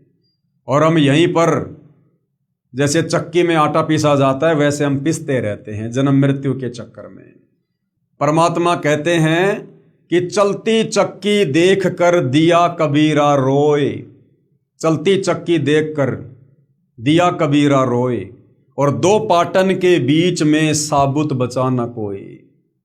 ये जो जन्म और मृत्यु की जो चक्की चल रही है जिसमें हम पिस रहे हैं, तो परमात्मा कहते हैं चलती चक्की देख कर दिया कबीरा रोए, यानी हमारे दुखों को देखकर परमात्मा भी दुखी होते हैं। और दो पाटन के बीच में साबुत बचा न कोई। इस चक्की के दो पाट कौन है? एक काल और एक ये दुर्गा, जो हम सबको पीस रहे हैं जन्म मृत्यु के चक्कर में, लक 84 के चक्कर में। तो कहते हैं साबुत बचा न कोई, और जो कीले से लागा रहे ताका बाढ़ ना बाका होए। चक्की का जो हत्था होता है उसको किला कहते हैं। दाने डालते समय कुछ दाने जो कीला होता है उससे वो चिपक जाते हैं। एक वो खड्डा होता है हल्का सा, उसमें कुछ दाने जो है वो गिर जाते हैं, जो उन पाटों के बीच में आकर नहीं पिसते हैं। तो वो किला कौन है? सतगुरु तत्वदर्शी संत कबीर भगवान। जो उस तत्वदर्शी संत की शरण में आ जाएंगे, उनके बताए अनुसार नाम उपदेश लेकर भक्ति करेंगे, कहते हैं उन जीवों की फिर वो तत्वदर्शी संत काल और दुर्गा से रक्षा करेगा। फिर उन्हें लक 84 में नहीं जाने देगा, नहीं पिसने देगा, कोई कष्ट नहीं होने देगा, जन्म मृत्यु के चक्कर में नहीं पड़ने देगा। उनको शत भक्ति देकर उनका मोक्ष करके शतलोक ले जाएगा। इसके अलावा भाइयों और बहनों, 21 ब्रह्मांड में हमें कोई भी सृष्टि रचना की जानकारी देने वाला नहीं है। कोई भी हमें ब्रह्मा विष्णु महेश और काल और दुर्गा के जाल से बाहर निकालने वाला नहीं है। तो भाइयों और बहनों, आज बहुत ही जबरदस्त मौका है, बहुत ही जबरदस्त सुअवसर है। कबीर भगवान सतलोक से चलकर संत रामपाल जी के नाम से खुद धरती पर प्रकट हैं। सौभाग्य हिंदुस्तान में प्रकट हैं। आप और हम भाषा समझ सकते हैं, संकेतों को समझ सकते हैं, आसानी से भक्ति ग्रहण कर सकते हैं, आत्मा का कल्याण करवा सकते हैं। ये मौका विदेश वालों को नहीं है जितना मौका आप और हमें हिंदुस्तान वालों को है। अब भी यदि हम ये मौका चूकेंगे तो हमसे बड़ा निर्भागी व्यक्ति फिर संसार में कोई और नहीं है। तो भाइयों और बहनों, सृष्टि रचना अभी जारी है, और यदि आपको सृष्टि रचना का ज्ञान समझ में आ रहा है, काल बलि का षड्यंत्र समझ में आ रहा है, तो सतगुरु रामपाल जी से उपदेश लीजिए। उपदेश के लिए आप सतलोक आश्रम के मोबाइल नंबर पर संपर्क कर सकते हैं, गूगल पर सर्च कर सकते हैं, यूट्यूब पर सर्च कर सकते हैं। सतलोक आश्रम की वेबसाइट है www.jagatgururampalji.org। इस वेबसाइट पर जाकर आप जी संत रामपाल जी के सत्संग भी सुन सकते हैं, पुस्तकें भी पढ़ सकते हैं, उनके संपर्क सूत्र भी प्राप्त कर सकते हैं। नाम दीक्षा केंद्र कहाँ कहाँ है, नाम दीक्षा कैसे मिलेगी, सारी जानकारी प्राप्त कर सकते हैं और अपनी आत्मा का कल्याण भी करवा सकते हैं। तो भाइयों और बहनों, आज की सृष्टि रचना में केवल इतना ही। अगले वीडियो में फिर हम परब्रह्म के विषय में, अक्षर पुरुष के विषय में जानकारी प्राप्त करेंगे कि अक्षर पुरुष ने सतलोक में क्या गलती की, जिस कारण से परमात्मा ने काल की भांति उसे भी दंड देना पड़ा। तो कल के वीडियो में हम आगे की जानकारी प्राप्त करेंगे, जो जानकारी पूज्य गुरुदेव भगवान परमेश्वर रामपाल जी ने इस पवित्र पुस्तक ज्ञान गंगा में डाली है। तब तक गुरुदेव भगवान हम सबको आज्ञा दें, आशीर्वाद दें, सद्बुद्धि दें, हमारा मार्गदर्शन करें, हम नीचों का ज्ञान योग खोलें, हमें उनका तत्व ज्ञान समझ में आ सके और हम अपनी आत्मा का नाम उपदेश लेकर कल्याण करवा सकें। बंदी छोड़ सतगुरु रामपाल जी परमेश्वर जी की जय हो।